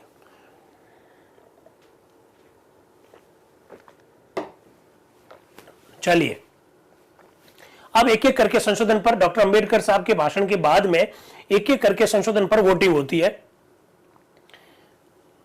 देख लीजिए, मां अभियोग से मंत्रियों को हटाया जाएगा, अस्वीकार कर दिया गया। फिर बहुमत दल के लोगों को मंत्री बनाया जाएगा, संशोधन अस्वीकार कर दिया गया। फिर अपने मंत्रियों को चुनने तथा इस संविधान के अंतर्गत अन्य प्रकार की पूर्ति वाला यह संशोधन भी अस्वीकार कर दिया गया। फिर किंतु राष्ट्रपति द्वारा यह संशोधन भी अस्वीकृत कर दिया गया। फिर मंत्रियों को चुनने में राष्ट्रपति साधारणतः उन शर्तों के अनुसार कार्य करेगा, यह संशोधन भी अस्वीकृत कर दिया गया। मंत्रीगण तभी तक पदासीन रहेंगे जब तक कि लोकसभा का विश्वास हासिल हो, यह संशोधन भी अस्वीकृत कर दिया गया। फिर मंत्री लोकसभा के ही सदस्य होना चाहिए, यह संशोधन अस्वीकृत कर दिया गया। फिर during the pleasure of the president, इन शब्दों के स्थान पर such time as they possess the confidence of a majority in the people, यह संशोधन भी अस्वीकृत कर दिया गया। फिर मेंटेन की जगह एंजॉय शब्द लिखो, यह संशोधन भी अस्वीकृत कर दिया गया। फिर and till such time as the council of minister maintains the confidence of the parliament, ये संशोधन भी अस्वीकृत कर दिया गया। मोहम्मद ताहिर का था ये। फिर मिहिरलाल चट्टोपाध्याय का संशोधन, काउंसिल की जगह काउंसिल ऑफ मिनिस्टर्स लिखा जाए, ये संशोधन स्वीकार कर लिया गया। शाब्दिक संशोधन था, फिर भी उपाध्यक्ष ने कहा कि नहीं ये महत्वपूर्ण है, इसलिए इस संशोधन को स्वीकार कर दिया गया। फिर कोई मंत्री अपने पद पर नियुक्त होने के समय संसद का सदस्य होगा, यह संशोधन भी अस्वीकृत कर दिया गया, क्योंकि हमने प्रावधान क्या कर रखे कि वो 6 माह के अंदर सदस्य बन सकता है। फिर अपनी नियुक्ति की तारीख से 6 निरंतर मासों की अवधि तक यह शब्द रख दिया जाए, यह संशोधन स्वीकार कर लिया गया। फिर सदस्य की जगह निर्वाचित सदस्य रखो, यह संशोधन अस्वीकार कर दिया गया। ये कह रहा था कि मंत्री के पद पर केवल उन्हीं व्यक्ति को नियुक्त किया जाएगा जो संसद का निर्वाचित सदस्य हो, यह संशोधन अस्वीकार कर दिया गया। संपत्ति की घोषणा के संदर्भ में संशोधन अस्वीकार कर दिया गया। फिर क्या होना चाहिए, हाँ वही संपत्ति की घोषणा वाला एचवी कामत साहब का भी संशोधन था, वो भी अस्वीकृत कर दिया गया। फिर प्रोफेसर केटी शाह वाला संशोधन, अंग्रेजी में पढ़ना लिखा होना चाहिए, राष्ट्रभाषा की जानकारी होनी चाहिए, सार्वजनिक संस्था में काम करने वाला होना चाहिए, यह संशोधन भी क्या हो गया, अस्वीकृत कर दिया गया। अब उपाध्यक्ष महोदय ने कहा कि जितना घोषणा होनी थी घोषणा घोषित हो गए, जितना शामिल करने थे शामिल हो गए, जिनको हटाना था हटा लिए। अब इस अनुच्छेद को संविधान का भाग बना लिया जाए, और इस तरह से यह अनुच्छेद संविधान का भाग बन गया। इसके बाद में टीटी कृष्णमाचारी जी कह रहे हैं, उपाध्यक्ष महोदय क्या मैं ये सुझाव दे सकता हूं कि सभा अब अनुच्छेद 67 को ले ले, क्योंकि सभा के बहुत से सदस्यों की ये इच्छा है कि निर्वाचन संबंधी अनुच्छेदों को पहले पारित कर दिया जाए, जिससे कि निर्वाचन व्यवस्था को स्थापित किया जा सके। अब सीधा 62 से कूदकर 67 पर आना चाहते हैं। तो पोकर साहब कहेंगे, सर ये क्या तरीका है सर, ये मुझे आपकी कार्यप्रणाली पर बड़ी आपत्ति है, ये बीच में से कभी कौन सा अनुच्छेद ले लेते हो, ये तरीका ठीक नहीं है। पोकर साहब ऐसा कह रहे हैं, और कम से कम उनको पहले बताना तो चाहिए। तो उपाध्यक्ष महोदय क्या कह रहे हैं वापस, मैं आपको स्मरण दिलाना चाहता हूं कि मैं जो भी करता हूं वो एकदम ठीक करता हूं, और जो संशोधन रखा जाएगा उसकी मैं पहले से जानकारी दे देता हूं। वो कह रहे हैं, मैं माननीय सदस्यों को स्मरण कराना चाहता हूं कि श्री टीटी कृष्णमाचारी के सुझाव को सभा की अनुमति लिए बिना मैं उसे लागू नहीं करूंगा, और मैं इस पर अनुमति प्राप्त करूंगा। और दूसरी बात, जो आपने वैधानिक आपत्ति डाली है, जो आप लोगों को कार्यवाही जो भेजी गई है उसी के अनुसार काम कर रहे हैं, हम बीच में कूद कर नहीं ले रहे हैं, ऐसा वो कह रहे हैं। फिर इसके बाद में हृदयनाथ जी कुंजरू आते हैं, श्रीमान क्या मैं इस संदर्भ में आपके समक्ष एक विचार उपस्थित कर सकता हूं। जहां तक मुझे स्मरण है, मसौदा समिति ने इस खंड पर एक संशोधन का सुझाव दिया था। इस संशोधन में कहा गया कि इस अनुच्छेद में राज्यों के लिए निश्चित निर्वाचित स्थानों का अनुपात की जगह प्रत्येक राज्य के लिए निश्चित संख्या रख दी जाए, ऐसा वो कह रहा है। तो आगे वो कह रहे हैं, क्या था मेरे विचार से इस अनुच्छेद पर अब विचार नहीं होना चाहिए, अपितु आगामी सोमवार को होना चाहिए। इससे व्यवहार रूप में कोई विलंब नहीं होगा, लगभग 1 बजने वाले हैं, क्योंकि आज तो शुक्रवार है। अतः मेरा ख्याल है कि अपनी साधारण परंपरा के अनुसार आज सभा 1 बजे उठ जाएगी। तो उपाध्यक्ष महोदय कह रहे हैं ठीक है, ये बात तो सही है। फिर कुंजरू साहब आगे ये कह रहे हैं, यदि हम इस खंड को सोमवार को लें तो हम इस विषय पर और अच्छी तरह से विचार विमर्श करने का समय मिल जाएगा, तो इसलिए मैं ये कहना चाहता हूँ। उपाध्यक्ष कह रहे हैं ठीक है आपकी बात। फिर नजरुद्दीन जी अहमद साहब कह रहे हैं, श्रीमान मुझे एक और भी अधिक महत्वपूर्ण विचार पेश करना है। तो उपाध्यक्ष महोदय कह रहे हैं, अब हम अनुच्छेद 62A को लेंगे, हम अनुच्छेद 67 पर सोमवार को चर्चा करेंगे, ऐसा वो कह रहे हैं। इसके बाद में अनुच्छेद 62A आता है।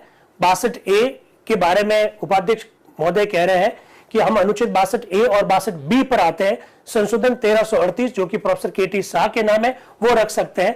प्रोफेसर केटी शाह अनुच्छेद 62 के बाद में 62A नाम का नया अनुच्छेद रखवाना चाहते हैं। और 62A जो अनुच्छेद है वो क्या है, जरा देखिएगा। कोई भी व्यक्ति जो मंत्री चुना जाए संसद के किसी सदन का सदस्य नहीं होगा यदि वह पहले ही किसी सदन का सदस्य हो। वो मंत्री पद स्वीकार करने से पहले विधानमंडल से अपने पद से त्याग पत्र दे देगा। लो, 62A नाम का नया अनुच्छेद प्रोफेसर केटी शाह लेके आ रहे हैं, और वो कह रहे हैं कि जिस व्यक्ति को भी मंत्री नियुक्त किया जाएगा वो सदन से इस्तीफा दे देगा, वो सदन का सदस्य नहीं होगा, वो इस्तीफा दे देगा। अब ये देखिए, ये एक और अमेंडमेंट है 62A के नाम से। और फिर 62B नाम का नया अनुच्छेद वो क्या है, मंत्री को संसद के किसी सदन में बैठने का और सदन में अथवा उनकी किसी समिति में जब भी वह आवश्यक समझे तभी भाषण देने का अधिकार होगा, किंतु ऐसे किसी निकाय के समक्ष पेश होने वाले किसी प्रश्न पर मत देने का अधिकार नहीं होगा। मंत्री सदन का सदस्य नहीं होगा। मंत्री जिस दिन बनेगा उस दिन सदन से इस्तीफा दे देगा, लेकिन सदन की बैठकों में उसे भाग लेने का अधिकार होगा, प्रश्न का जवाब देने का उन्हें अधिकार होगा, लेकिन वो वोटिंग में किसी भी प्रकार से भाग नहीं लेगा। ऐसा संशोधन लेकर आइए। श्रीमान, इस प्रस्ताव को सभा में पेश करने से पहले क्या मैं ये कह सकता हूं कि संशोधन मेरी संशोधनों की योजना का फल है, जो कि उस समय मेरे दिमाग में थी जबकि मैं ये सुझाव दे रहा था कि कार्यकारिणी अथवा मंत्रिमंडल को विधायिका से पृथक रहना चाहिए। वो कह रहे हैं कि मंत्री और संसद के बीच में कोई संबंध नहीं होना चाहिए। ऐसा तो अमेरिका में होता है, ऐसा तो अध्यक्षात्मक शासन व्यवस्था में होता है। वो ऐसा कह रहे हैं। फिर उपाध्यक्ष कह रहा है आप दूसरा भाग लीजिए, तो प्रोफेसर केटी शाह कह रहे हैं उस अवस्था में मैं दूसरे भाग को पेश कर रहा हूं जिसमें कहा गया कि मंत्रियों को किसी भी सदन में बैठने का अधिकार होना चाहिए, चाहे वे मूलतः किसी सदन के हो अथवा उससे चुने गए हो। पंडित ठाकुरदास भार्गव क्या कह रहे हैं? क्या मैं बता सकता हूं कि यह अनुच्छेद 72 का विषय है प्रोफेसर केटी शाह? तो मैं फिर उसे उस समय पेश करूंगा। उपाध्यक्ष महोदय कह रहे हैं अब हम नया अनुच्छेद लें या उठ जाए। अनुच्छेद 63 शायद आज समाप्त नहीं होगा, समस्त सोमवार को तो मैं अनुच्छेद 67 के लिए रखना चाहता हूं। तो प्रोफेसर सिमल लाल सक्सेना कहते हैं तो ठीक है, हम अनुच्छेद 66 को ले सकते हैं, ये थोड़ा सा छोटा ही है। तो उपाध्यक्ष महोदय कह रहे हैं मैं नया अनुच्छेद प्रारंभ नहीं करना चाहता हूं, क्योंकि उससे हमारे कार्य में सोमवार को बाधा पड़ेगी और मेरा अनुमान है कि मंगलवार से अपना ध्यान लगाने के लिए हमारे पास और कोई दूसरा काम है। मुझे सभा को यह सूचना देनी है कि यह अत्यंत संभव है कि हम अपना कार्य 8 जनवरी को समाप्त कर लेंगे, किंतु 8 जनवरी अर्थात शनिवार को बैठक होगी। इस बार शनिवार को भी बैठक होगी। औपचारिक घोषणा बाद में करूंगा, किंतु मैं आपको अग्रिम सूचना दे रहा हूं ताकि माननीय सदस्यों को अपना आगे का शेड्यूल बनाने में आसानी रहे। इसके बाद में वो घोषणा करते हैं सभा आगामी सोमवार को प्रातः 10 बजे तक के लिए स्थगित होती है। इसके पश्चात सभा दिनांक 3 जनवरी 1949 को प्रातः 10 बजे तक के लिए स्थगित हो गई। यानी 1 जनवरी और 2 जनवरी 1949 को संविधान सभा की कोई बैठक नहीं हुई, तो हम भी बैठक नहीं करेंगे।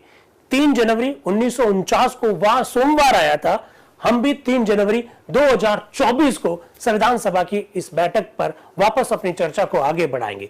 याद रखिएगा 3 तारीख, 4 तारीख, 5 तारीख, 6 तारीख, 7 तारीख और 8 तारीख, क्योंकि अभी एच.सी. मुखर्जी साहब ने कहा कि इस बार संविधान सभा शनिवार को भी बैठेगी। तो 8 जनवरी तक यानी लगातार 6 दिन तक हम संविधान सभा पर यह चर्चा करने वाले।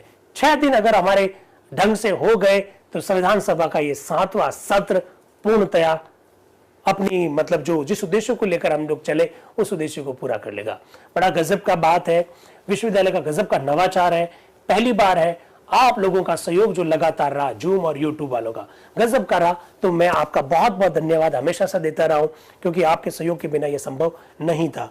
लेकिन यूट्यूब वालों से मेरा जरूर निवेदन रहेगा, शेयर जरूर कीजिएगा इस बात को, ताकि और लोगों तक ये बात पहुंचे, संविधान सभा के संदर्भ में और ज्यादा लोगों में उत्सुकता पैदा हो, और खासकर जो कंसेप्चुअल जो क्लियरिटी है, जो प्रथम दृष्टया व्हाट्सएप विश्वविद्यालय में गड़बड़ा जाती है, वो यहाँ से ठीक हो सकती है, ऐसा मेरा ये मानना है। तो आप सभी को अंग्रेजी जो नया वर्ष आने वाला है कल, उसकी बहुत सारी शुभकामनाएं, ढेरों शुभकामनाएं। ईश्वर आप पर कृपा अपनी बनाए रखे, आप अपने उद्देश्यों में सफल हो, आपके सपने पूरे हो, यही मैं उम्मीद करता हूं, यही मैं ईश्वर से प्रार्थना करता हूं। Thank you very much and wish all the best. Thank you.